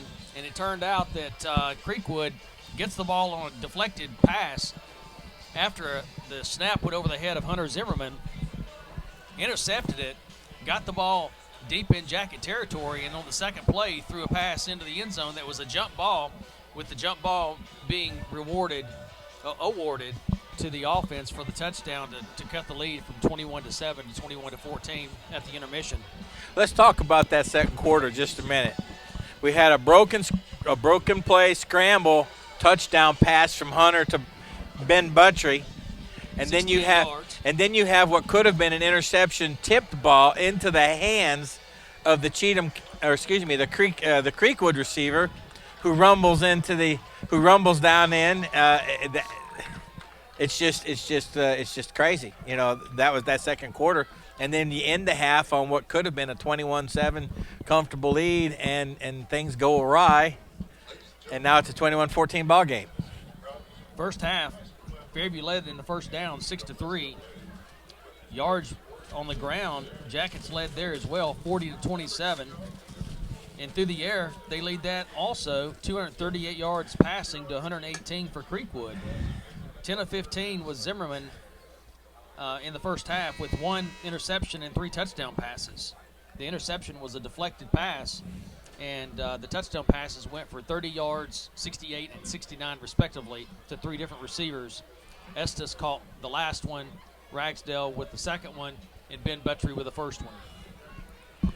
Totally different body language by this CreekWood team coming out the second half, Kevin. They had their heads down, hands on their hips. They're now fired up. They had 4 penalties out of 6 different plays. Jackets kick off with a pooch to the right side. Ball picked up by number 12. Catches at the 30, runs back to the 24, 25-yard line, runs forward, where CreekWood will start first down and 10 in the second half. First possession of the second half. Looks like the ball is going to be spotted down at the 33-yard line. First down 10, CreekWood. We'll see how Fairview comes out addressing that 3-receiver set to open this second half if they come out in that set, and they do not. Estes was the leading receiver for the Jackets in the first half.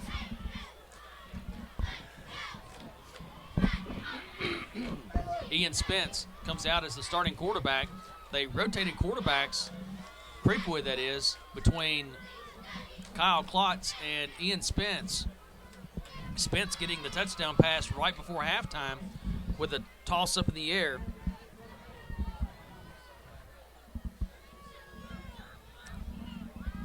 Going back to throw to start the second half. Being chased. Passes low.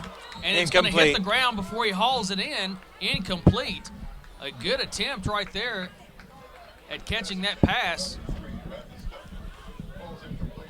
Number 3, Mathis Duncan. Duncan had a touchdown pass that was called back of 70 yards at the end of the second quarter. That was one of those parts of the 4 penalties in 6 or 7 plays. They ran a single slant move fly with number 9 going against Hunter on that play. I think they were wanting to see what would happen. Second down and 10 after the incompletion. Back to throw, and before he can get it off, the pass is hitting the ground. The Jackets come strong on the blitz. Number, I can't tell who it is. Is that Flake? Yes, it was Flake. Flake gets inside those big linemen. You know, if it was Flake, and it was, that's not a blitz. He just busted the line of scrimmage. He's one of the 3 down linemen. He got in between those big linemen, made a play. He's setting up over the nose guard, or over the center. He's setting up in the nose guard position. They list him at 6 foot 205. 2 incompletions to start the half. Now they're coming out in that 3 receiver set, putting number 4 in. 4 is one of their skill players.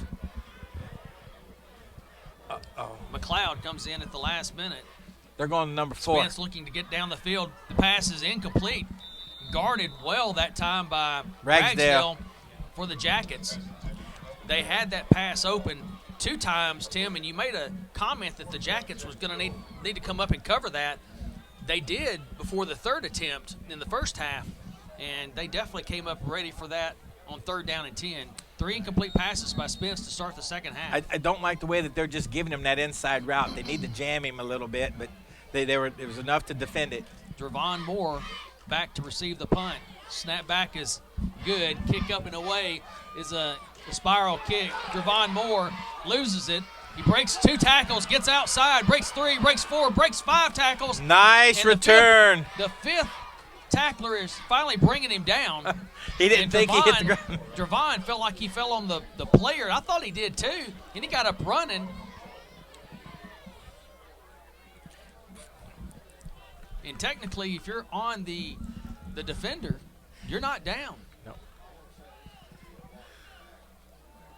Looks like we got a penalty. It's going to be a block in the back against the Yellow Jackets. Good return after stumbling a little bit, picking the ball up. Dravon, that is, had a really good return, breaking 4 tackles with the 5th defender finally bringing him down at the 42-yard line. Kind of negates the return. That's about where he caught it or picked it up. Still decent field position for the Jackets to start that second half, Kevin. The Jackets did what they needed to do. They stopped that first series from tying the score. Up under center, 32-yard line, run to the right side. There's a little bit of room by Steele. Steele breaks 1, 2, tackles. What a run. Nice. Steele, a gain of 17 yards. First down, 10 Yellow Jackets. Nice blocking on the edge. Gave him just enough room, and then Steele breaks the tackle. He got lower than the defender. You like to see that when a running back turns the corner, Kevin. Get lower than that defender and break those arm tackles. Good, strong run right there by Jason Steele. A pickup of 17 yards. Offset formation. I formation. Handoff to the up man. Coming through is Ortiz. Ortiz not able to break through for a big game, but he does pick up. It looks like they're going to give him 2 yards. Second down and 8. Jackets into the Red Hawk territory. They were trying to pop something quick, but moving number 76 in that middle of the field. He's only 6'5", 320. Yeah, that's all. That's a lot of earth, a lot of movement to get for that type of play. I formation still in the back of that I. This time, fake handoff, looking down the field. He's got a receiver open. He hits him on the numbers. That's Dravon. Dravon cuts to the outside, into the end zone. Touchdown, Yellow Jackets. That was a perfect throw to Dravon Moore by Hunter Zimmerman. A 4th touchdown on the night to the 4th receiver now. Kevin, that play was there the first half. he just overthrew him a little bit. They had a deep drop by the linebacker and a tougher pass. That one, it was there. Hunter throws a rocket shot down, and the rest we just saw it. Touchdown Jackets. That's a great defense, offense start to the second half by the Yellow Jackets. Snap back is good. Kick up and away again is even better. Through the uprights, the freshman, Jeffrey Perez, gets it through to make the score. The Yellow Jackets, the traveling Yellow Jackets from Fairview to Charlotte to play the CreekWood team, leads 28-14. Second half starts just like you want it. Absolutely. You take the team with momentum, you take the ball away from it, you get the ball, and you go down and score. You always like to see the balloon for the home team, the air go out of it if you're the traveling team, and right now that's happened. The Jackets make a great stand to start the second half. Offense gets the ball. 2 good plays to start the second half. We get Steele with a big run. Big run. Yeah. Ortiz stopped in the middle of the line, not much gain at all, 2 yards, and then the touchdown pass goes for 49 yards from Zimmerman across the middle of the field to Dravon Moore. What that run to Ortiz does is it locks that linebacker, and that safety's got to take a look. So when you come up with that play-action play on that touchdown pass, it freezes them just long enough to give Dravon space to get down the field. So a minute. Nice set of calls by the coach there. Definitely. So a minute and 43 seconds into the second half, the Jackets have stopped CreekWood on offense, gotten the ball, and have scored their own touchdown, starting at the 32-yard line, a 68-yard drive. Chase with another kick to the right side. He pooches it. Picked up by CreekWood, brought out past the 30-yard line, where it's going to be first down and 10 at the 31-yard line to start for CreekWood. All right, Fairview's got to stay alert, because it's obvious they're going to try to work the seam inside and then come back. They're going to try to work the middle of the field, the seam, and the out routes on their passing game against the Jackets. They're going to say that Peyton Gibb was tackled at the 30-yard line. First down 10 at the 30. And looks like motion is going to be against the offense. No, they're going to say the Jackets jumped into the neutral zone. The official on the CreekWood side of the field says the Jackets moved. It'll be first down and 5 after the walk-off of 5 yards out to the 35-yard line. Oh, man. I thought that there was motion on the offensive line, but could have been drawn off when the Jackets got into the neutral zone. It's too late. Not like college where you can get back.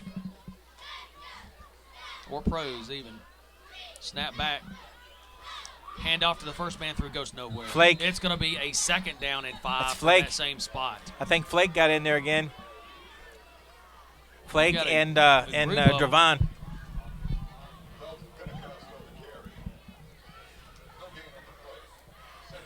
But looks like Ortiz was in there. Ortiz was in there. I think Flake got the initial contact, and then he was joined by the others very quickly. May have been a loss of about half a yard there. I think it is. Klotz in at quarterback.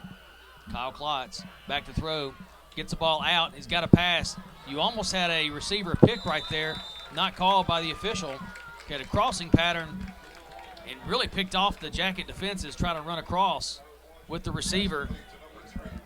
Number 3, Mathis Duncan with the catch. He's a good receiver. Out to the 49. Gain of 14 yards on the pass. All right, they're running that 3 receiver set to the other side this time. In motion goes Duncan. Mathis Duncan this time comes back around and gets set in the wide receiver spot. Kyle Klotz and Ian Spence both have shown the capacity to throw the football tonight.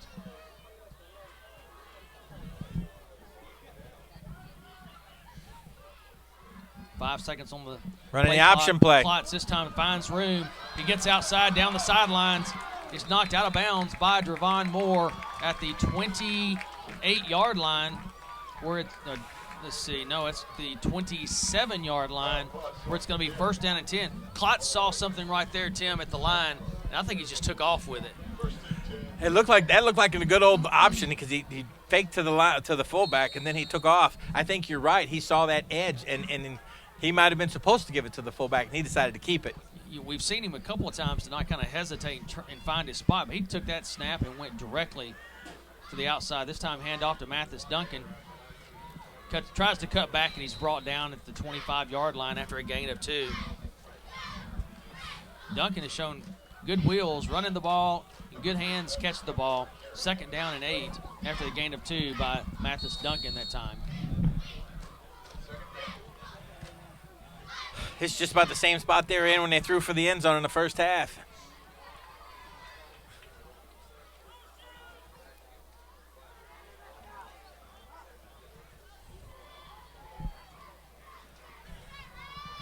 Defense getting settled in, moving in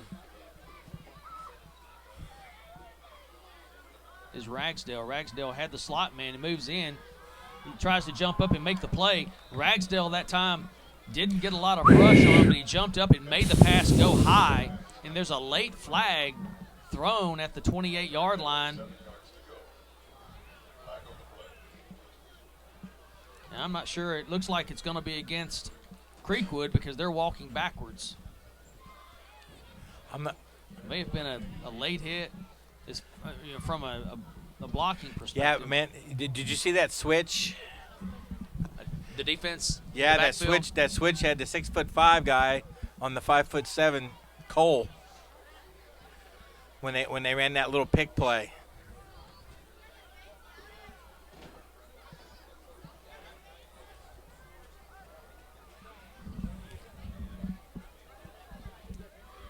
Personal foul. I thought it may be something like that because of the way they were reacting, and it was definitely a late flag. I didn't see anything. And by the body language of the interior line, it looked like it could very well be.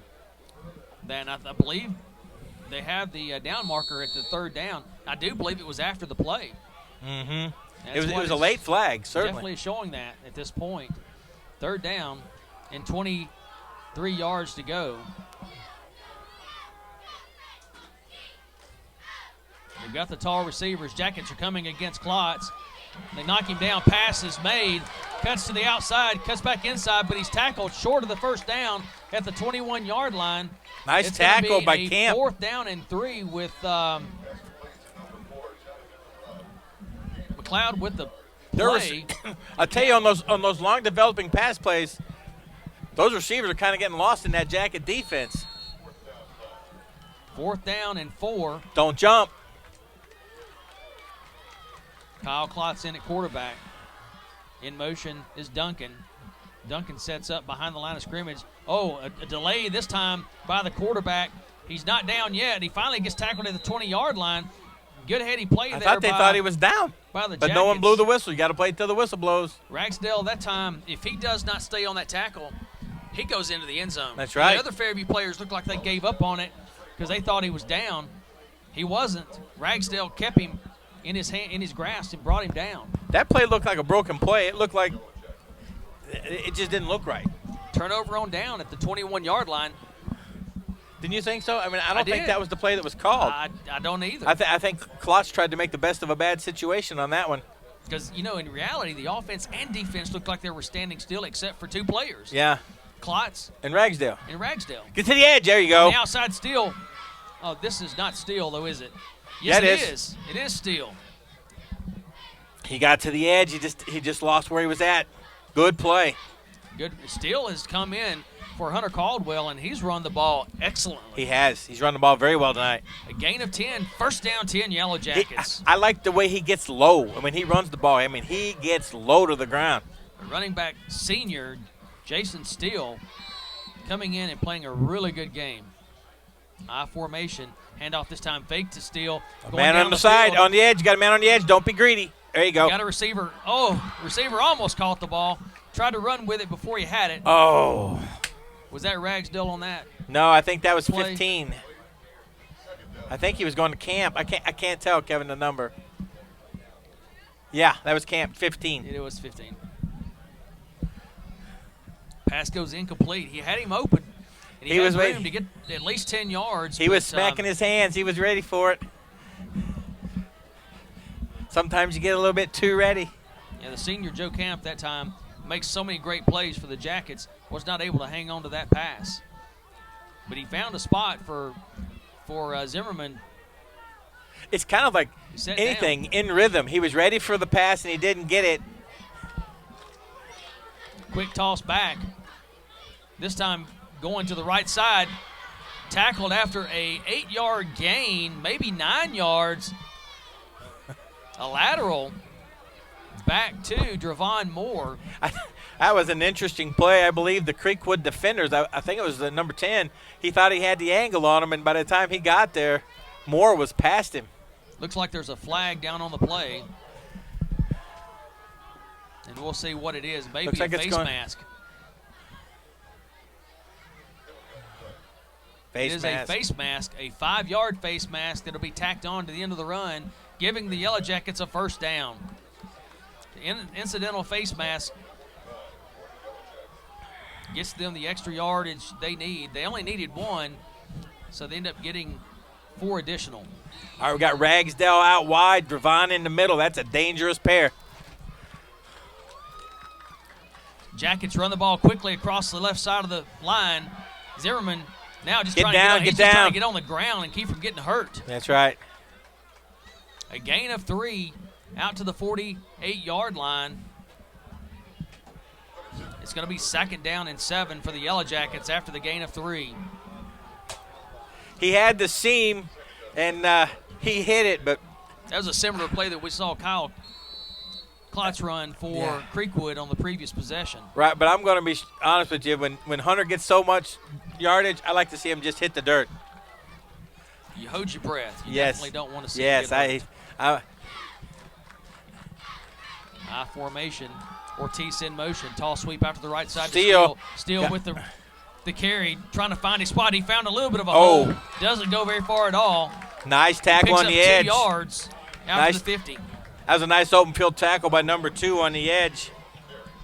But it's still, he got low. I'm really liking the way he runs the ball, Kevin. I'm not sure if there's another flag or not because they're not moving the down marker. Yeah, they'll go procedure. What are they going to do? They'll have to take it after the gain of 2. They don't want to give them 3rd and 5. They're going to push them back and make it 2nd and 12. 9. So be. Ooh. It's going to be 2nd down and 12.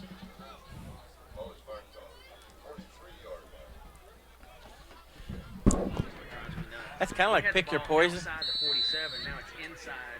Yeah. 2nd and 12. Going to the right side again. Steele gets the ball up high, holds on to it, drives with his legs. He gets hit. He's driven back, but not until Steele does pick up 4 yards on the play. Got back. Now bring up 3rd down and 8.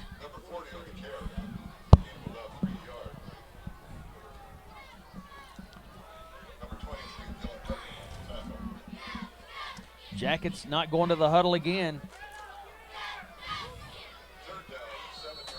Camp splitting out wide left.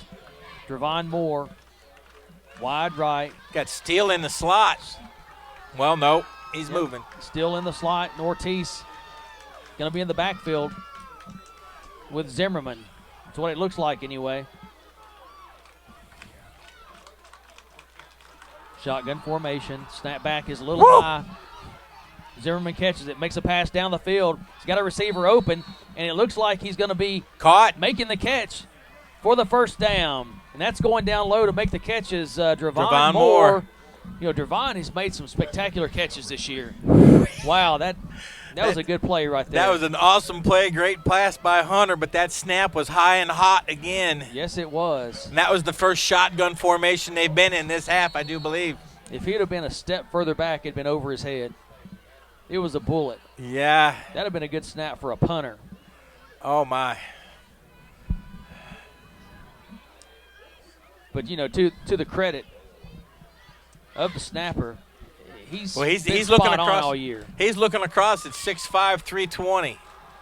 Zimmerman in motion. Keeps the ball. Drives up into the center of the line. Now brings it to the outside.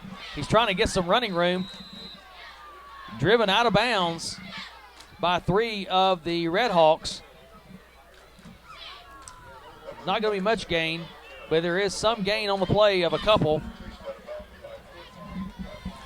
2nd and 8. Goodness.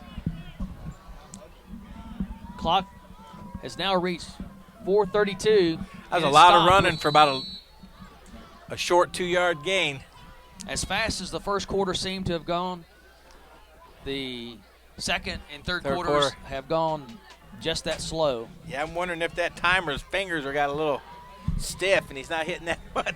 It seems like it anyway. The Jackets have scored the only touchdown of this half. Yes.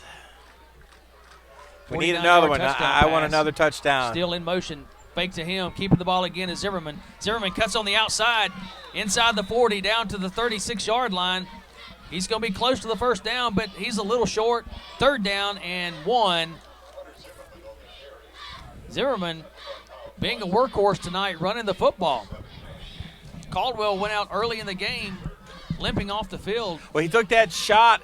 I don't know if he took the shot on the knee or the thigh, Kevin, because he was limping pretty good. And Steele has come in and played extremely well. Jason Steele. 3rd down and 2.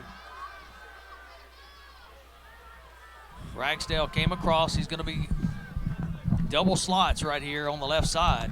Timeout. Timeout before the play could be run by the Jackets. You know, Kevin, you don't typically see two guys in the same slot. Huh. I think there may have been a little bit of confusion right there between Ragsdale and Steele, yes, the two seniors. And I don't think they were in a book club or anything either. I don't think they were there. Were comparing their plays on their bands either, their armbands.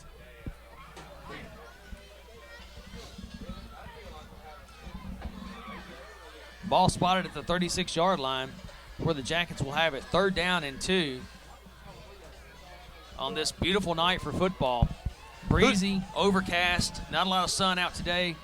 High was in the mid-70s. And tonight we're down in the 60s at this point with a little breeze. Is the center for the Jackets 56? Who plays center?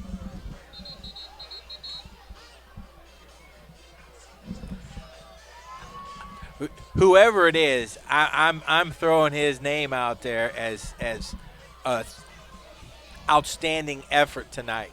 He is going up against 6'4", 320 each and every play. Yeah, it's 50, 60, 69. It's David McNeil. Yes, I'm telling you. And McNeil himself he's 5'7", 170. Fake handoff, roller to the right side. He's got room to run the ball, but he's going to toss it. It's going to be a little over the head, bringing up a 4th down and 2. He's going to Buttry. I'll tell you what, Kevin, I think he threw it late. Buttry was out there early. He was. And I think Hunter was looking to see what was downfield, and I think he had his hand in the medicine jar just a little bit too long. The Jackets are going to go for it.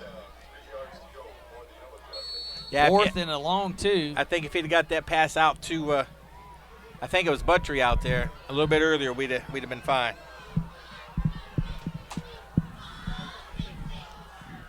Steele in the offset eye. Toss sweep, faked. There it is. The middle of the field to number 33. And that, my friends, is Josh Cameron, the senior, 6'3", 265, getting in the space and getting a perfect pass from his quarterback, Zimmerman. Kevin, they ran that same play last week from the left side for a touchdown, remember? First touchdown of the game last week. Last week, Zimmerman had 4 touchdown passes to 4 different receivers, and the same can be said tonight. Last week he had no interceptions. Tonight he had the tip pass interception at the end of the first half. All right, who we have on the right side, Dravon and Ragsdale? Steele is out Ortiz. in the slot on the left side. A gain of a couple, maybe a gain of 3. You know, you've got to run those plays, Kevin, to keep those linebackers honest and to keep that safety from just dropping back deep into coverage. Going to say that it's only a gain of 1. What? Back to the shotgun formation. Snap back this time is good. Got an out route. He's got a receiver wide open on the out pattern. Cuts up inside, runs over a defender, and gets help from his friends. and gets tackled, but it's not until it's a gain of 12. First down, 10 Yellow Jackets. Nice little route. Dravon runs down the sideline, takes the DB with him. Ragsdale runs a nice little out route.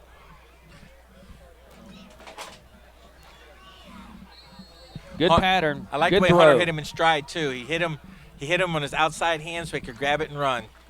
In motion this time, handoff coming across, cutting up into the center of the field is Ragsdale. Nowhere to go. I'm not sure he got back to the line of scrimmage that time. He did, actually. He got a yard. Yeah. I think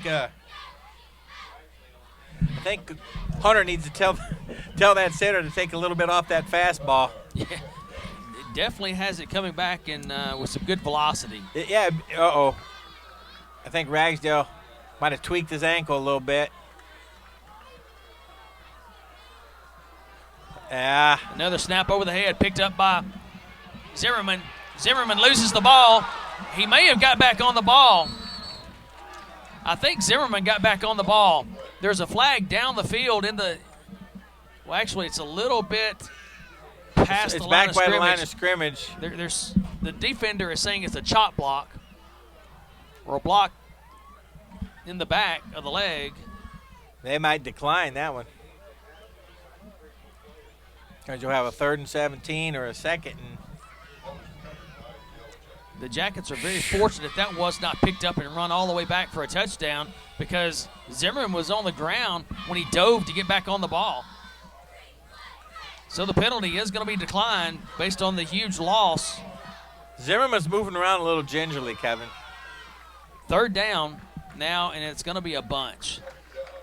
It's going to be 16 yards needed for the first down. 3rd down and 26 rather. 16-yard loss on the play.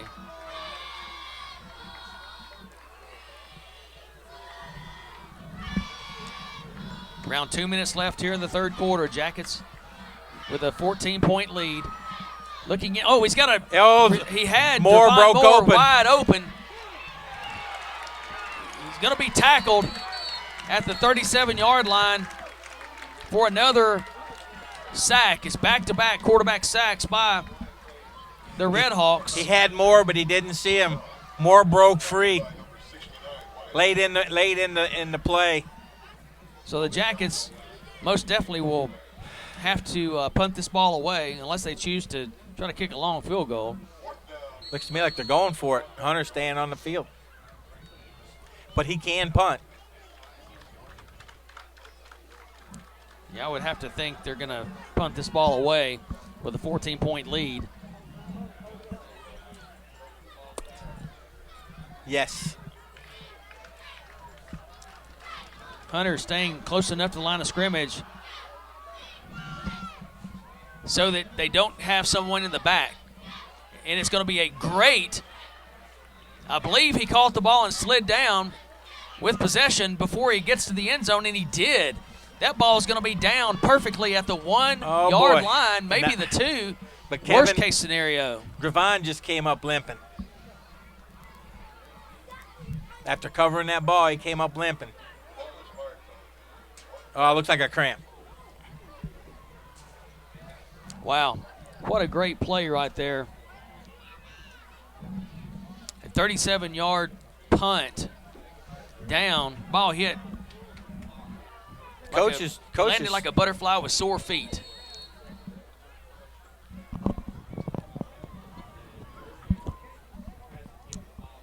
First down and 10. Ball at the 1-yard line. I think there's some discussion on should the ball be there or should it have been in the end zone. That's what the coach was upset with the officials. Ian Spence going back to pass. He's got a receiver. That's going to be interfered with. Oh, he ran into Hunter.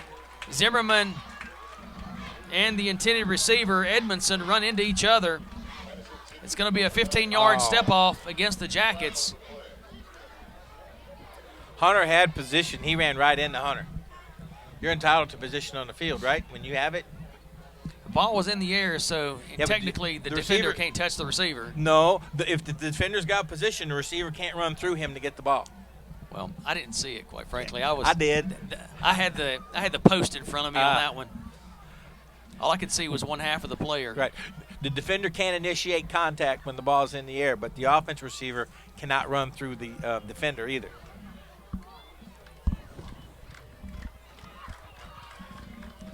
It's going to be a big gain of 13 yards, spotting the ball where the foul occurred.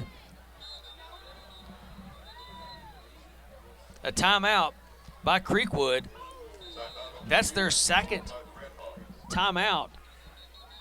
No, their first timeout this half. I thought it was their second timeout this half. I'm pretty sure they called one earlier in the half. Early in the half, yeah.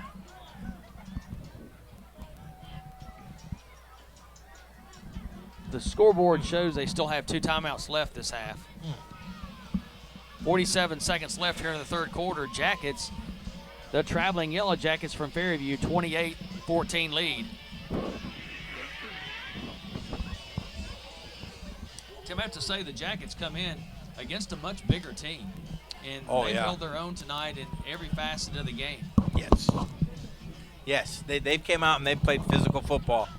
You know, the one area that they've been burned a couple of times this year is when the opposing team has had those 6'2" to 6'4" size receivers going up against most of our DBs that are in the 5'8" to 5'10", 11 range. And I think that's why you're seeing Hunter out on the edge now, and you've also seen Yuri Belay move up to the line a little bit. And remember, Yuri was out a couple games. Yeah, Yuri's 6'2", while Hunter Zimmerman 6'1". A little bit of an offset of size there. Right. All right, this is that formation where at quarterback is number 2. He's taking this ball off the edge. This is that same formation where he's run off the weak side edge. Edmondson on the right side, man coverage with Zimmerman. Back to throw. Klotz being chased, throws it against his body, and the ball is intercepted. It's just whether he's in bounds or not, and they're saying no. Oh. I thought he came in. I'll tell you what, pass. He got up. He had some hops on that one. Excellent defensive play. That was Ragsdale, I do believe. The Jackets catch the ball, but he could not stay in bounds to get the interception. Second down and 10 after the incomplete pass. Oh, boy. There you go. Cole's too deep. This time handoff going to the right side. Trying to get outside the Jackets, and they are not able to do so. Good tackle, open field. Ragsdale again with a great defensive stop. Ragsdale comes up limping after making a good play. Let's hope that Cameron is okay. Ragsdale's limping, and the person he tackled was limping. And it looks like a cramp. In awkward positions. Oh, boy. Throwing a bunch of receivers in the set, trying to find a mismatch. All right, they got 4 receivers out, 2 on each side. A lot of man coverage at this point. Before the play could be snapped, the third quarter horn sounds, and at the end of 3 quarters, the Yellow Jackets are 28, and the homestanding Redhawks are 14. 7-0 advantage in the third period for the traveling Yellow Jackets coming into Charlotte, Tennessee to take on the Redhawks of CreekWood. Man. That was an entertaining quarter. Very entertaining quarter. Started off the Jackets hold with a 3-and-out defensive stand. They get the ball on offense. 68-yard drive with a 49-yard touchdown pass from Zimmerman to Dravon Moore, running down the right side of the field, or actually he's down the center of the field. He caught him in stride behind the DBs of CreekWood. And like I was saying, what set that play up were some of those running plays to kind of freeze those linebackers and safeties. And then they ran play action. So that was a great set of calls by Coach Hughes. But that quarter was kind of the opposite of the first half. We came out, stopped them, scored, right away, and then the game slowed down. Both teams' defenses kind of, although Fairview's offense moved down the field but stalled, And both times. 2 huge sacks. One is a 16-yard loss, and then another one, 12-yard loss on back-to-back sacks. Going back to throw the ball. Being chased. Klotz, that is. He gets on the outside, throws it against his body. A good pass. Under the circumstances, a very good pass over the head of number 12, Peyton Gibbs. Goulet was out there. Is that 72 in the game? Camp was out there. Yes. Josh Clifton has played quite a bit tonight. 6'1", 220-pound nose guard. Yeah, that's a little bit more size on that line than we've had.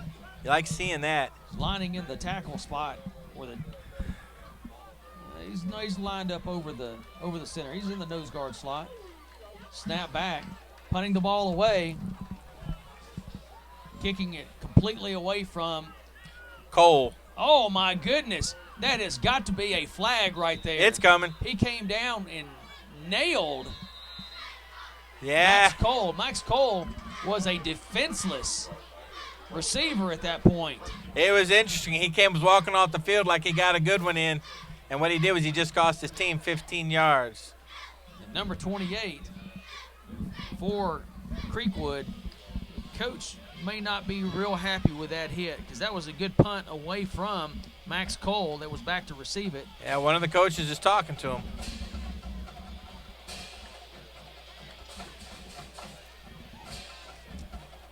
And I actually can't find number 28 on their roster. So I can't tell you who it is. That's just not football, Kevin. There's no place. There's no no place in football for cheap hits. No place at all for that play right there.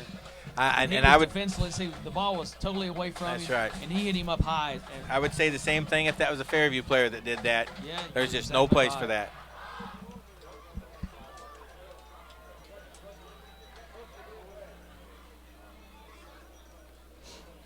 They may actually. Oh, no flag. My. You've got to be kidding me. You've got to be kidding me on why there's no flag on that play. The officials should be reprimanded for not throwing that flag. That was absolutely uncalled for. That was a terrible no call. Coach Hughes is wanting an explanation. He was completely defenseless, and the only thing that the official can say is, I didn't see it because it happened behind him. He saw it the whole way. He had to have felt it. Almost knocked him into him. I mean, he looked like he was in a hurry to get his flag out. I mean, Cole was standing right there, not even making an attempt to do anything. It just gets nailed.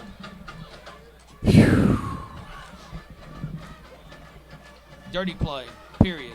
Yes. I don't care if they don't throw the flag or not. That's a dirty play. That's not high school football. That's not what high school football is supposed to be about. That penalty is thrown in every level of football. Now, they're getting both teams together to tell them they need to chill out, but quite frankly, that player should have been thrown out of the game. Penalty with an ejection is what should have happened.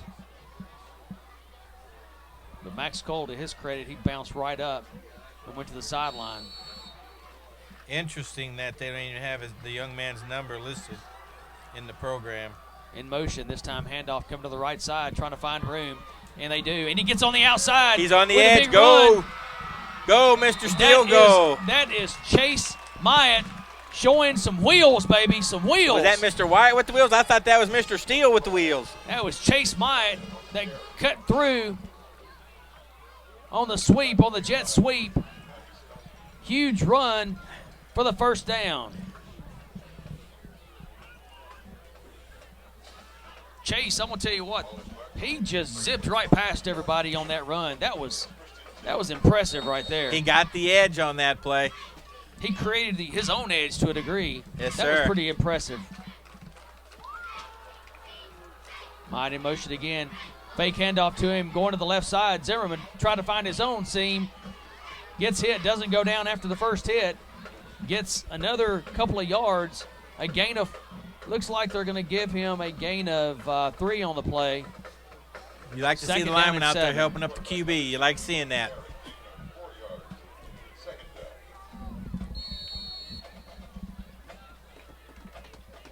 Jones McNeil Conrad, and Oliphant doing a good job with that line tonight.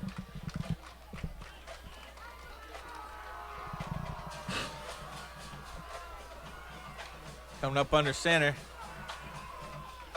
Ortiz, single back in the set, in the fullback slot. Clock running, 10:43 and counting down. Quick handoff to Ortiz. Ortiz is going to pick up a couple. Third down and 5.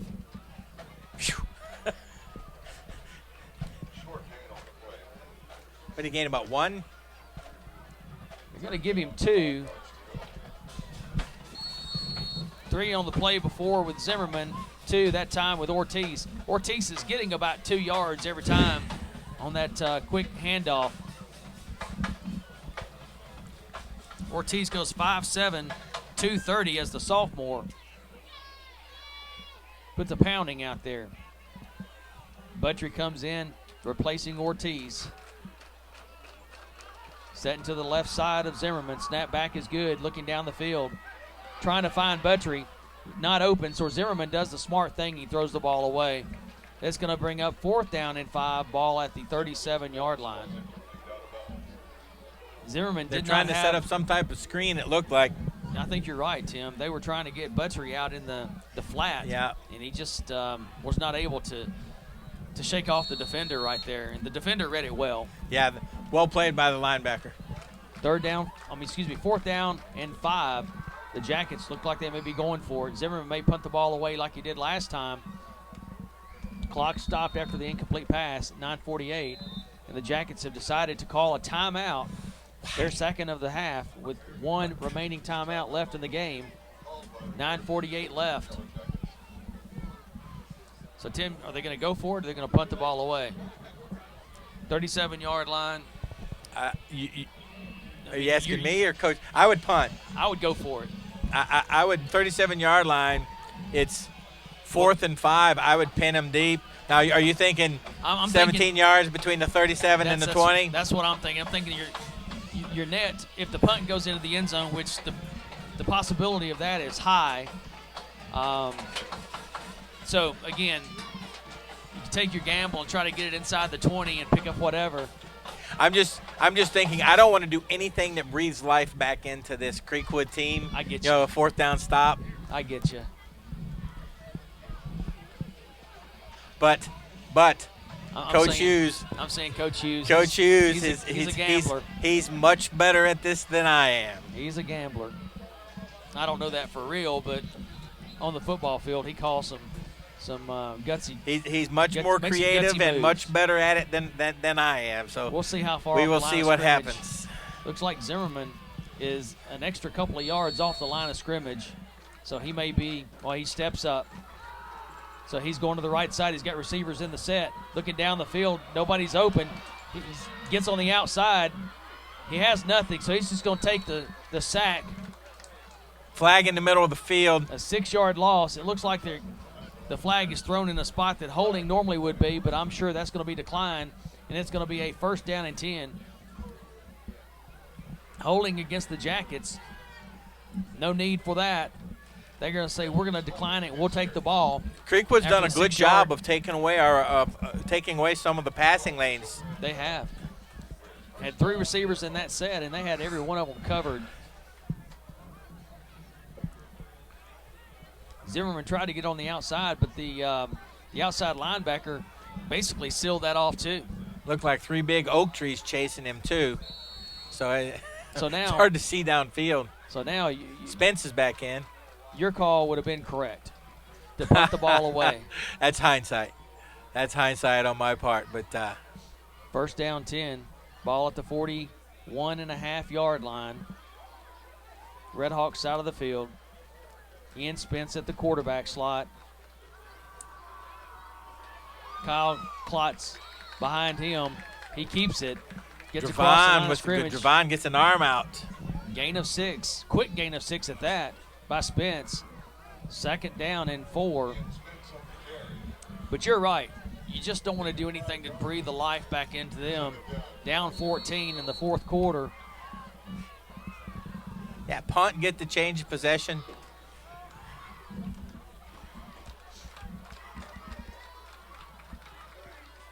Spence in behind center.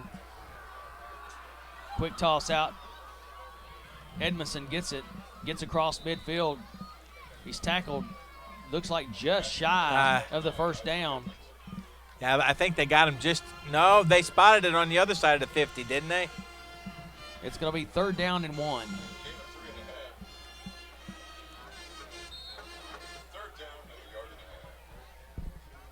Third down 1.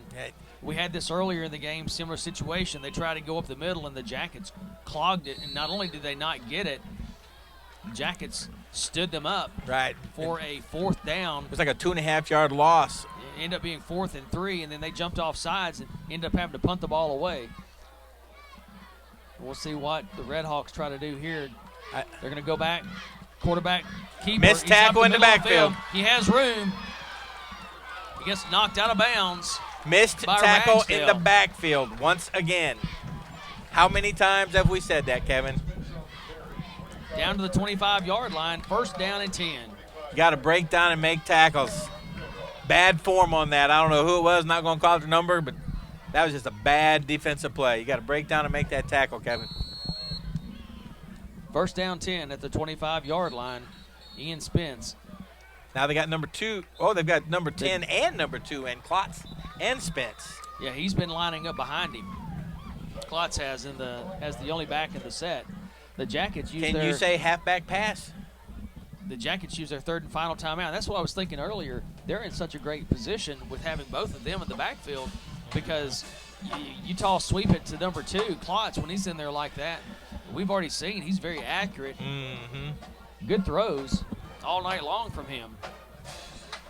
Man. 25 yards, though, still a long way to have to get that, all that green in front of you. That's right. You got to cover it. Time for that Jacket defense to get their stingers out, as they say.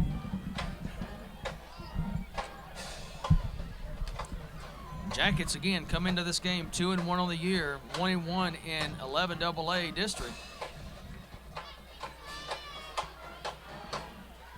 They really need to get this win against CreekWood. CreekWood comes in 1-0 in District 11 AA.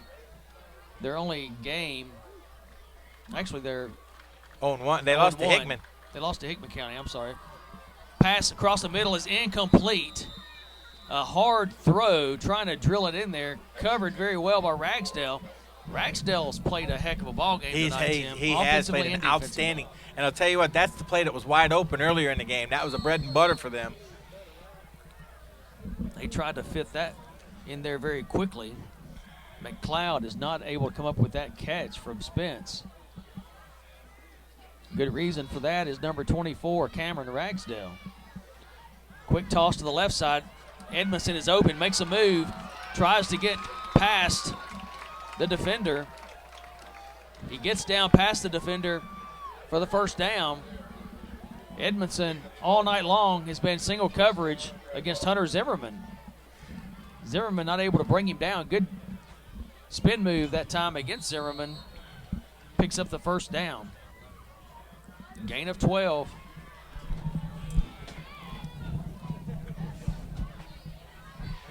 From the 25 down to the 13. 1st and 10 at the 13-yard line. Snap back, looking down the field. The Jackets, oh, wow, they had that red almost picked off. Ooh, Camp. Camp was right there to get that. That one didn't feel good. But Duncan, he's been Johnny on the spot, too, making some good catches tonight for He earned that one. CreekWood. He earned that one. From our vantage point, we couldn't tell from the depth perception who had the front spot with the edge on making that catch.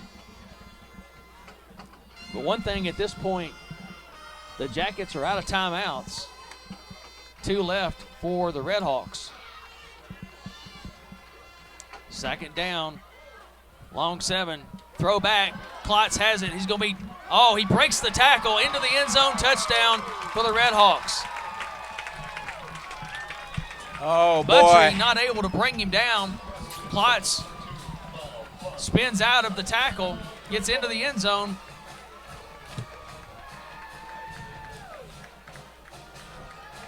for the 11-yard touchdown pass. That surprises me. Ben just doesn't miss tackles like that. Now Ian Spence, who just threw the touchdown pass to Klotz, on for the point after. When he went in motion, you saw that play coming. They were basically saying he could win the battle to the edge. Snap back is good. Kick up and away. It's to the left side, but it's inside the left upright, and it's good. It's a 7-point game again. Woo! 28 for the Jackets and 21 for the home-standing Redhawks of Creekwood. Wow. Barn burner game.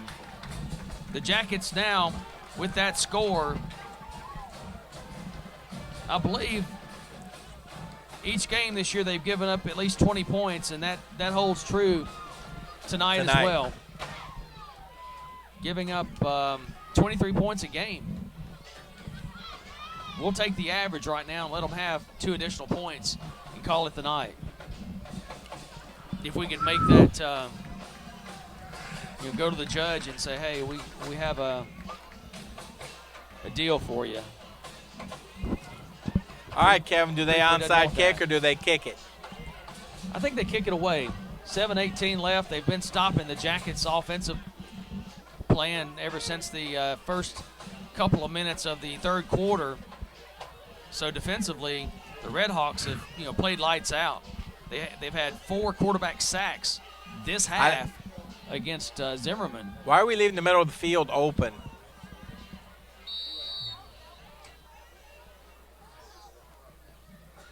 They kick the ball away. The Jackets pick it up at the 9-yard line. Come across the field is Max Cole. Max Cole found a little bit of a seam out past the 25 to the 26-yard line. Telling you what, man, that's a pack of dynamite when he gets the ball. He gets that ball and he goes. Good return. He don't dance. He just gets it and he goes. Gets the ball out to the 27-yard line. Nice return. All right, Jackets. 19-yard return. When he really had very little room, picked it up on the bounce. Yeah. This is where that Jacket team earns their pay, Kevin.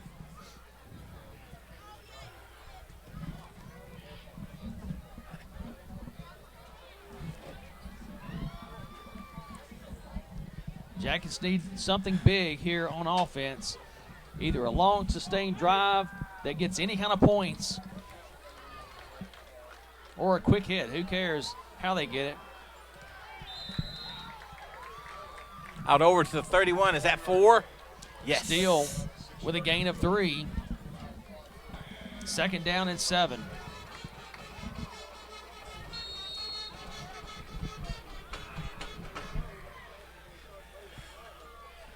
That Jacket team needs to get out there and they just need to do what they do, Kevin. That's move the ball. Staying under center, shotgun formation.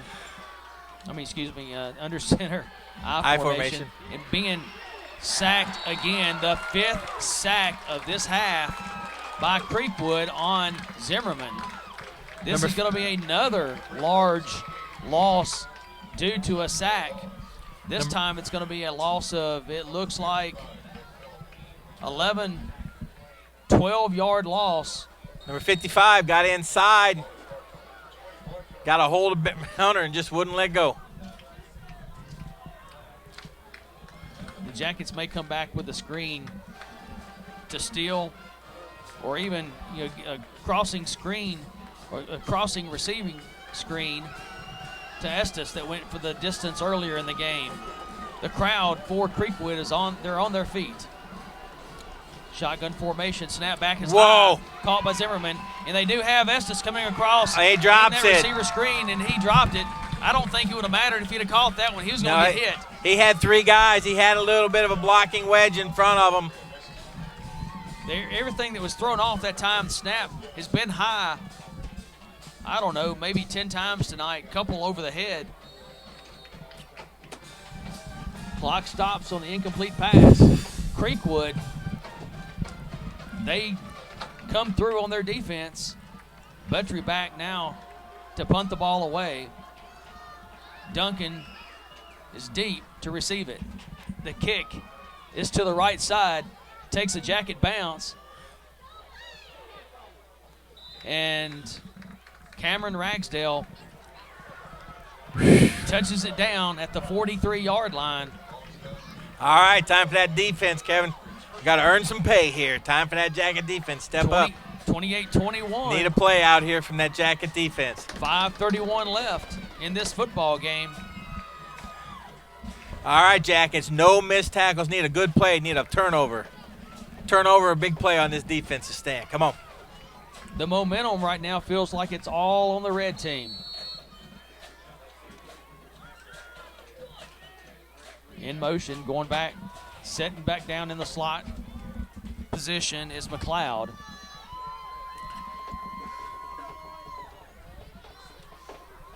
Spence still has about 7 or 8 seconds left in the play clock. Snap back, looking to the left side. Call Edmondson breaks the tackle. He gets down the sideline. 2 Jackets to beat him. To get him out. And they do get him out of bounds at the 25-yard line. The Jackets are just missing way too many tackles.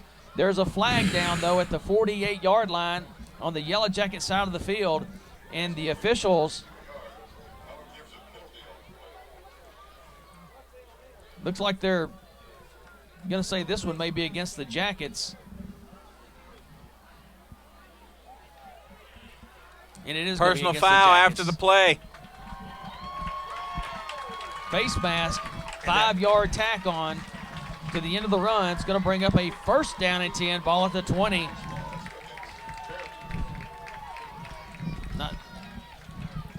You almost say, go ahead and grab him, bring him down, and get the 15-yarder from there versus the big run and the 5-yard tack on. Edmondson's been a bear to handle. Spence hit him on the numbers that time on a quick out.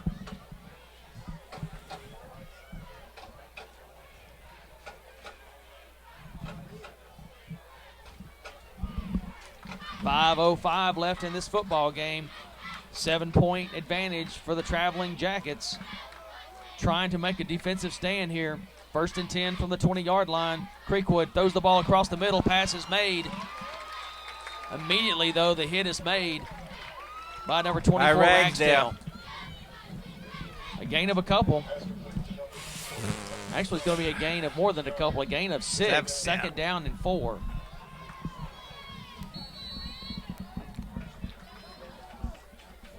I'd like to see him take that away. Just take that route away. You almost need the D-line or someone to stand up and raise their arms. Clot's in motion. Pass going across. The Jackets almost able to bring that in for an interception, but they could not. 3rd down and 4. It's a short 4 or a long 3, however you want to look at it. The Jackets had a chance there to make a big, big play with the INT.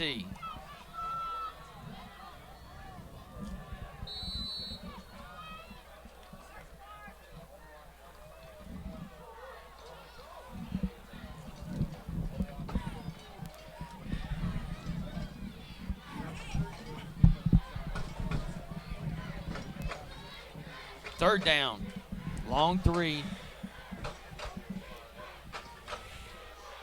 Spence in a shotgun formation, fakes it, rolls back to his right side, looks into the end zone, and it's intercepted! The Jackets do make a play. 1 man to beat. Spence is the quarterback that brings him down. A deflected pass 2 times in a row, and the Jackets come up with the play of the night. Whoa. Who picked it off?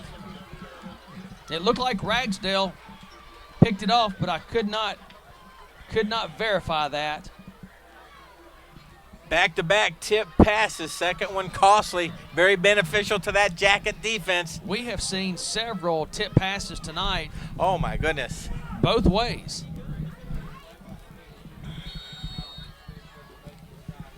Spence looked like he had plenty of room to get outside and make hay with his legs. Tried to force the ball in, threw it a little bit behind his receiver. Tipped up in the air high. Ragsdale able, I believe it was, again, Ragsdale. We'll verify that. Was able to get under the ball for the interception. Handoff going to the right side. Ooh, nothing Cut back to the center of the line. And 2 of the CreekWood teammates pile on to steal. Big number 76. Steele's going to be in a situation to get a lot of work to try to run this clock down. He got that ball and had a family portrait with the no gain on the play. CreekWood Second down at 10. defensive line.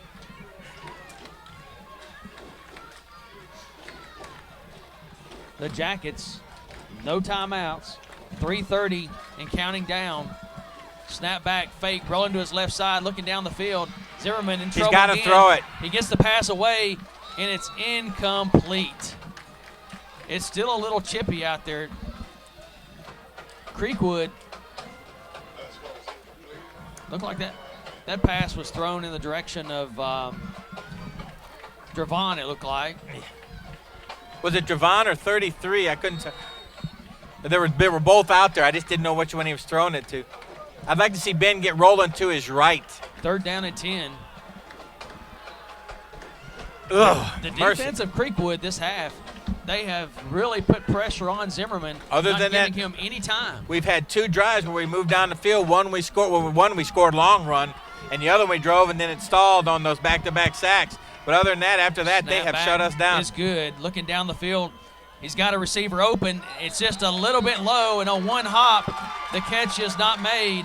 And Dravon Moore is visibly upset with that. I thought it hit the ground too, Tim. I thought that was a good call. I think Dravon got his hands on it, but the ball did hit the ground.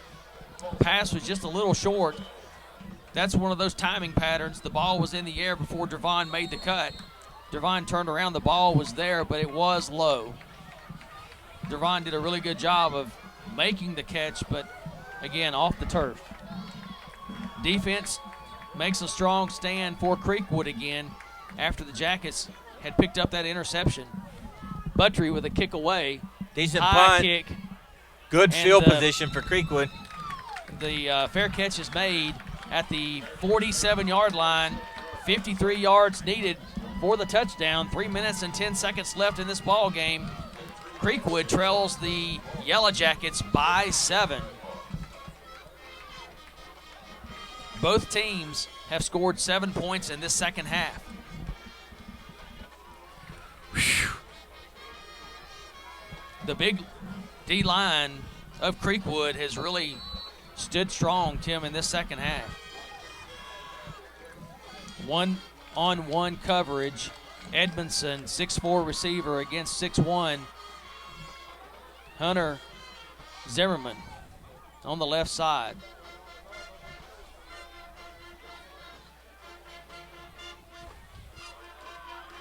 Two receivers in the slot. Back to throw.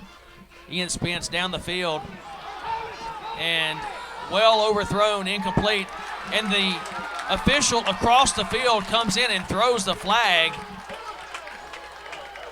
The pass was not catchable, but I believe he did hold him coming off the line because Zimmerman slid down and he did grab a hold of him. So it should be a 5-yard holding penalty against the defense. But we'll see what the back judge calls. If he calls the ball wasn't in the air when he held him, was it? Yeah, he threw the ball immediately, and he made the cut, and Zimmerman lost his footing and grabbed him. So they're going to call pass interference instead of holding on the defense. So it's a 15-yard step off, which is a big difference than a holding call.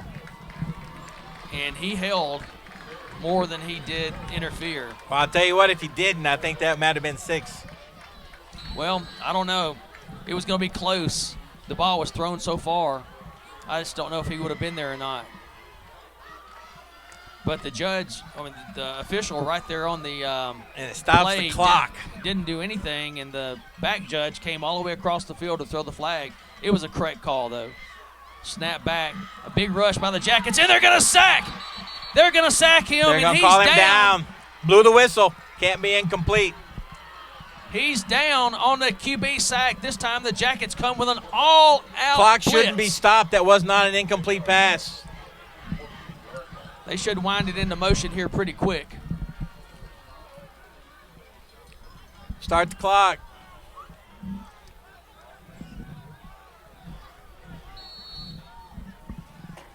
Clock is now moving after they get the ball set, after the quarterback sack. A big loss on the play of 10 yards, second down and 20. A 10-yard quarterback sack that time. Who got the sack? All-out blitz I couldn't tell. 2 or 3 of the Jackets got there. Again, I could not tell the number. Snap back. The Jackets come rushing hard again. Pass out to the left side. Makes a cut inside. Gets past the initial would-be tackler. Brought down by Ragsdale. Ragsdale, Johnny on the spot again. It's going to be 3rd down after the gain of 10. 3rd down and 10. They got back. Everything lost with a quarterback sack. It's a barn burner. Under 2 minutes left in this ball game. Ian Spence back to throw. Going to the right side. He's got a receiver open, and the tackle is made, but not until the 1st down is made. Whew. 1st down 10 by the Red Hawks. Nice little crossing route. The Jackets, again, are in a fight for their life at the end of a football game. It's the same play that the Jackets run. They run a guy down a fly, and they run the inside receiver out into the flat or toward the sidelines. 1st and 10. Ball inside the 30-yard line. Back to throw again at Spence. Get the ball down the field. Receiver almost goes up. He makes a one-handed grab. Wow. The Jackets are very fortunate that ball was not pulled in. Incomplete. 2nd down and 10. Clock stopped at 1:39. Ball on the 27-yard line. Spence put that where only his man could make a play on it, and he almost came in down with an outstanding catch. He has some tall receivers in this, he sure does. Lineup. Number 12, that time Peyton Gibbs, 6'2" receiver, went up and almost one-hand grabbed that and pulled it in. On the left side, you have the 6'4" Edmondson. Right side, the 6'2" Gibbs. In the slot, they go with Duncan and number 4, McLeod.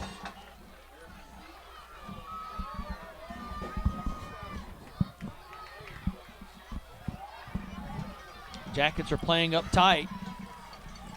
You got to with these tall receivers. Max Cole in his free safety spot, back deep.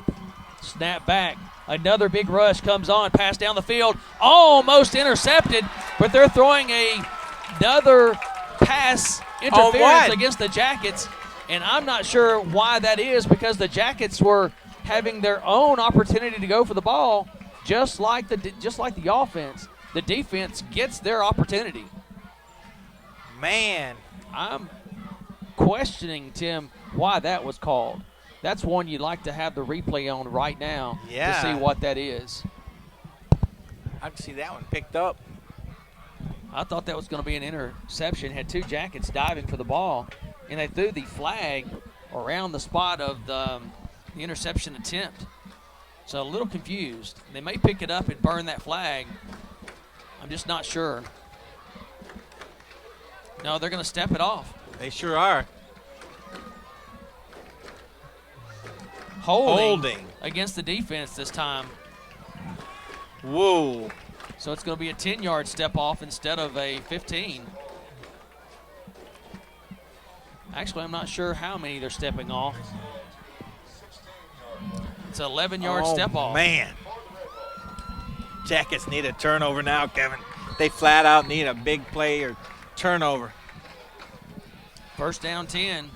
The Red Hawks at the 16-yard line of the Jackets, trying to drive in for the tying score.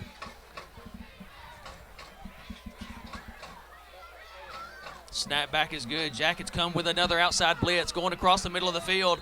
Incomplete. McLeod tries to go down and pull it off the turf. Not able to do so. 2nd down and 10. Ortiz chasing left. Spence. Spence hit as he throws the ball. Was that Ortiz that hit him? Yes, sir. 2nd and 10.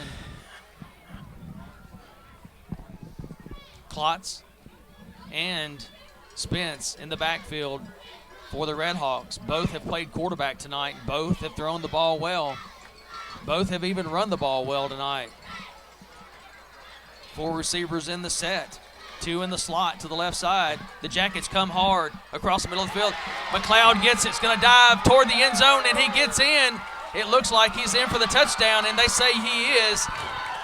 1 point away. Number 9 is down for CreekWood. Pick play. He was a pick play. That's how he got hurt running into the Jacket defender. The score is made 28-27. 1:22 left in the ball game. The Jackets will need to try to block this extra point to stay in the lead and then hope to get the onside kick. That would be the preferable way to do it. I thought they'd go for 2, Kevin. They may be. Looks like Klotz has got the T marker to put down. They are going for the tie. Unless they try some fake, because they've got their 2 players, again, that's played quarterback, going to be handling the snap and the kick. Snap back is good. Kick away is up and through, and it's good. 4 touchdowns, 4 extra points by both teams. The score is knotted at 28 in this District 11 AA matchup. 1:22 left in the ball game. The Jackets, no timeouts. There's clock. Minute 22. You're in CreekWood. Tie ball game. No timeouts. The Jackets need a big return here to give themselves some time.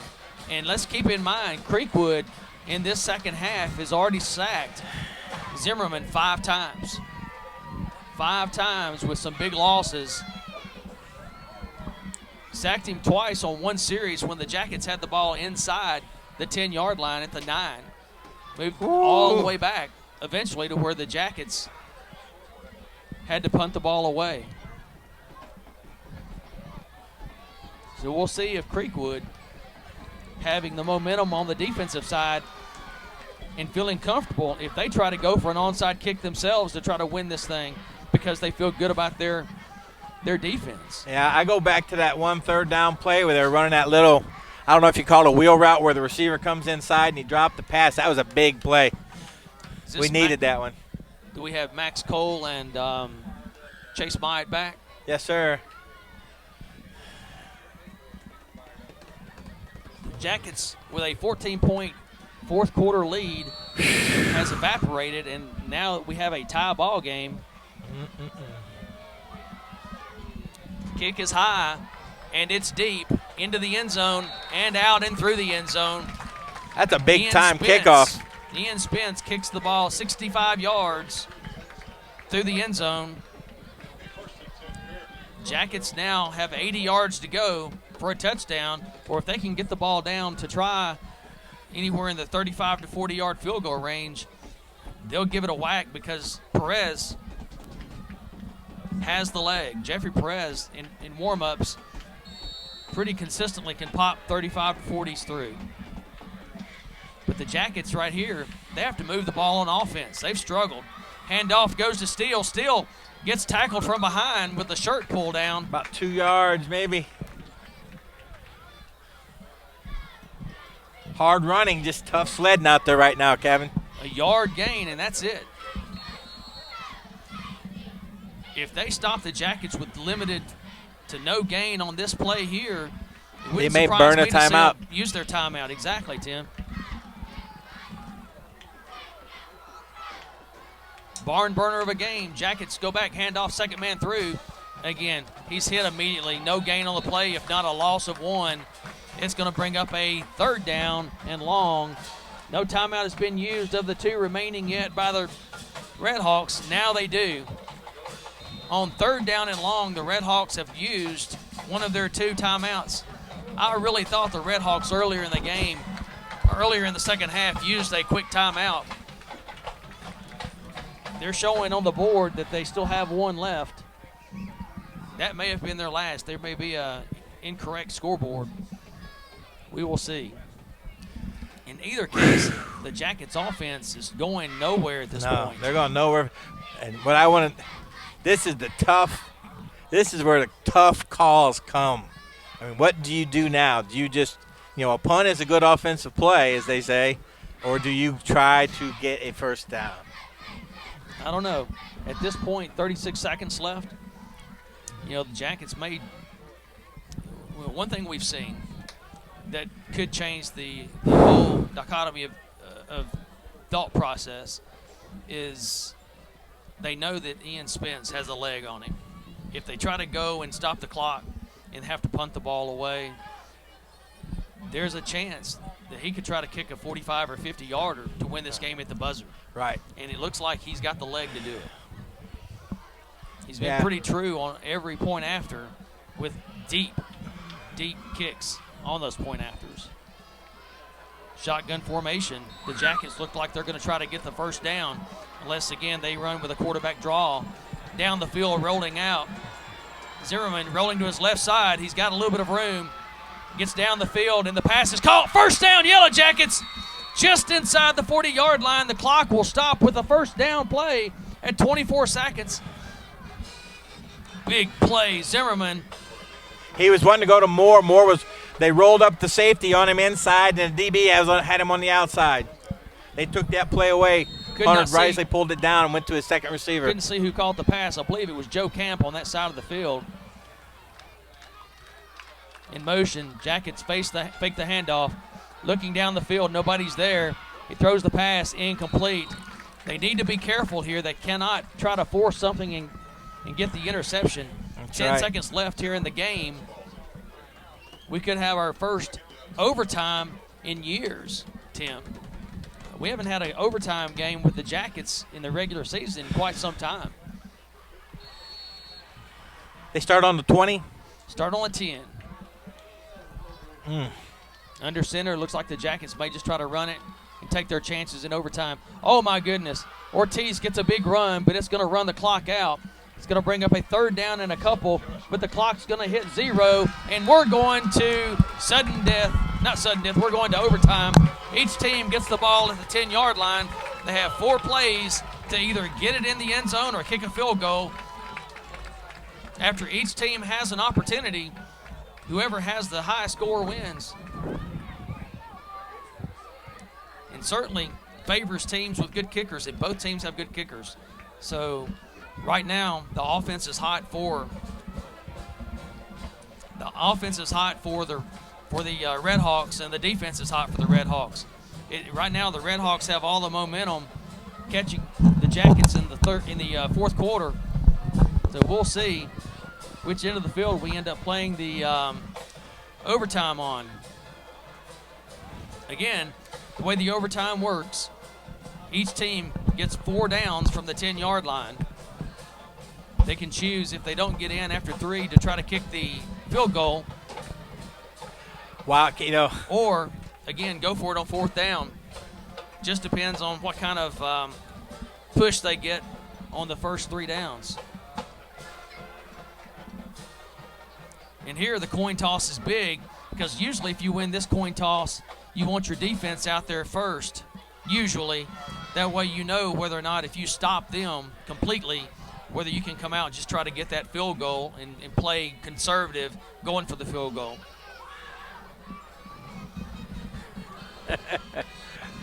Tim, this has been a barn burner. We knew it was going to be a good one.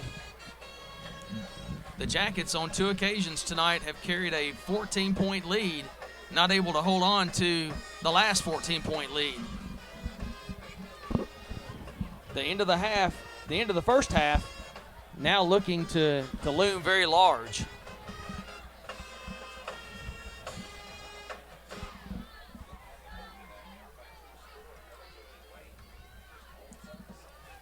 We'll have the captains back out on the field for the coin toss. Let's keep in mind, to start the game, the Red Hawks won the coin toss. And they deferred to the second half. And the Jackets actually started the second half as on perfect fire. as They you did wanted. Good defensive stand, 3 and out. And then Jackets on the third play from their offensive series took it 49 yards with a pass to Dravon Moore down the center of the field for the touchdown. That pass protection the second half late in the game has broken down a little bit. The Red Hawks would you say 6 sacks? Didn't they get a sack on that? No, they didn't. 5 sacks. 5 sacks in the second half. The Jackets only with a couple sacks. Yeah. I mean, the tail of this game is like the third quarter was great, and then all of a sudden the Jackets stopped tackling, and they stopped making plays. They get that interception. You think that's the game changer. You're up 28-21, and they couldn't get a first down. Yeah, they were in easy field goal range on that one drive that they took back-to-back large quarterback sacks. Right. One, they were fortunate, was only a quarterback sack because Zimmerman lost the ball. He was on the ground, and they were trying to pick it up. If they picked it up, they would have gone the distance on that play, and he was able to get back on top of it. In essence, they moved the ball from the 9-yard line all the way back to where they had the punt from the 38-yard line.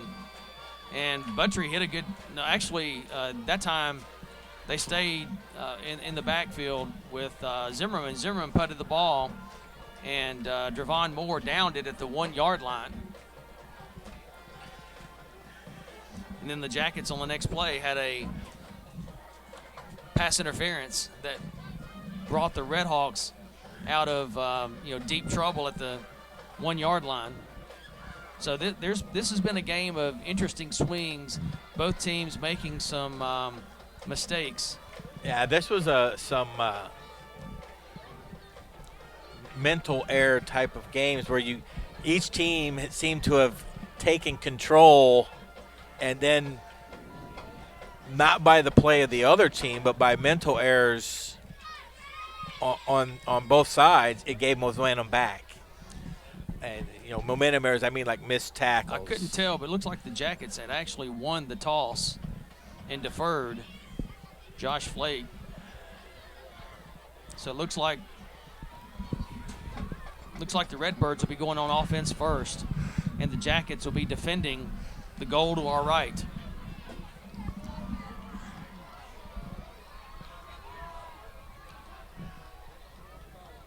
So the Jackets win the toss. They defer and decide to play defense first in the overtime.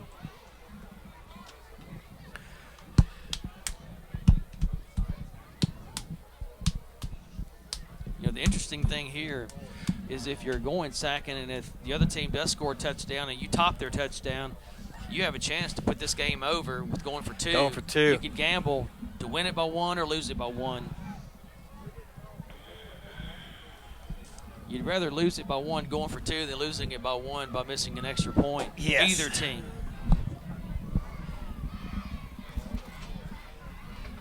I can't remember the last time. I can't remember the last time I saw.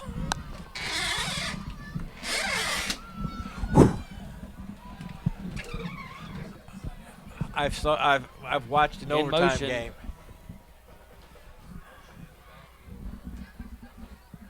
Duncan comes back to his spot on the right side. Heavy to the left side. Ian Spence in at quarterback. Rolls to the right side. He's going to try to find some room. Toss sweep out to and Kyle Klotz. First play from the 10-yard line into the end zone. Touchdown for the Red Hawks. The Jackets now are going to have to do something solid on offense to tie this ball game up or try to win it with a 2-point conversion, assuming that they get this extra point through. Wow. That was untouched. Very easy touchdown on the first play in overtime. Snap back, kick up and away. It's good. Looks like it's good, and it is good. For the first time tonight, the Red Hawks take the lead 35-28. They've scored the last 21 points in this ball game. From a 28-14 lead, now the Jackets trail 35-28.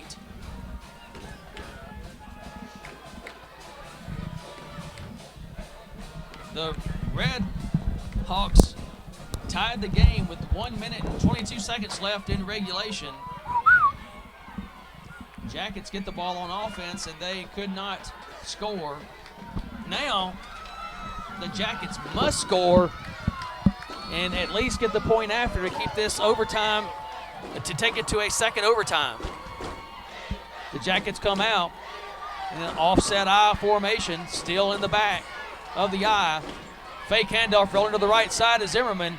Zimmerman throws the ball away. It's going to be 2nd down and 10 from the 10-yard line. 2nd and goal from the 10. It's not grounding if you're outside. All right. Zimmerman does a smart thing there, had nobody open. And so he's outside the pocket, just got the pass beyond the 10-yard line, which was the... I'd like seeing him get out to the right side. 2nd and goal from the 10. The crowd for the Red Hawks is up, and they're excited. Their first lead of the night. Going back. Zimmerman, oh my goodness. Zimmerman holds on to the ball, and the 6th time in the second half, he is sacked back to the 20-yard line. Now the Jackets have to score from the 20 with 2 plays left.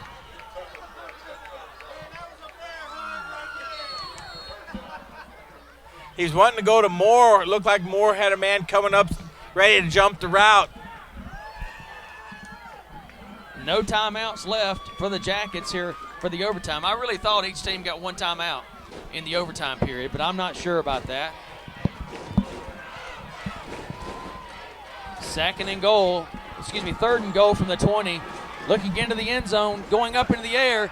The ball is caught. Touchdown, it looks like. No, they're saying incomplete. He caught the ball, but it looked... I thought he caught it in the end zone for the touchdown. They're saying he didn't. He either dropped the ball or was out of bounds. We couldn't see from our vantage point which one it was. I thought it was interesting. The guy that first called incomplete was in the middle of the field. Yeah, you're exactly right. In no position to make that call. The one closest to us is the one said it was incomplete. The last opportunity for the Jackets to get into the end zone for a chance to go down the middle. Game. Snap back. A big rush coming to Zimmerman again. He gets outside the rush. He throws the ball back across the field. It's going to be a jump ball. Incomplete. The Jackets fall to CreekWood in overtime, 35-28. And quite frankly, the CreekWood defense won this ball game for that team tonight. They stymie the Jackets offense for most of the 3rd quarter and the 4th quarter. The Red Hawks played hard, earned this win. The Jackets also played hard. Good night in many ways, but a big win for the Red Hawks. Tim, how do you like to sum this up? Well, you said it. The CreekWood defense dominated Fairview in the 4th quarter, and Fairview's defense couldn't make tackles in the 4th quarter, Kevin. Time and time again, they missed tackles. I mean, easy opportunities, missed tackles, and the offense didn't get to move. CreekWood shut them down. They shut them down, and Fairview's going to have to do something about their defense. We've given up over 20 points in each and every game, and we've had inconsistent tackling each and every game. They're going to have to address that as the season goes along. The offense is going to score points. We've seen that, but well, the Red Hawks come out with the short kudos passes. to this CreekWood team. They played hard. Well, they come out with those short passes and just ate the Jackets defense up at the end of the game. That's right. Well, that's going to be all for us tonight. We'll see you next week. Tim French, Kevin Anderson, Bob King, the producer. Go Jackets.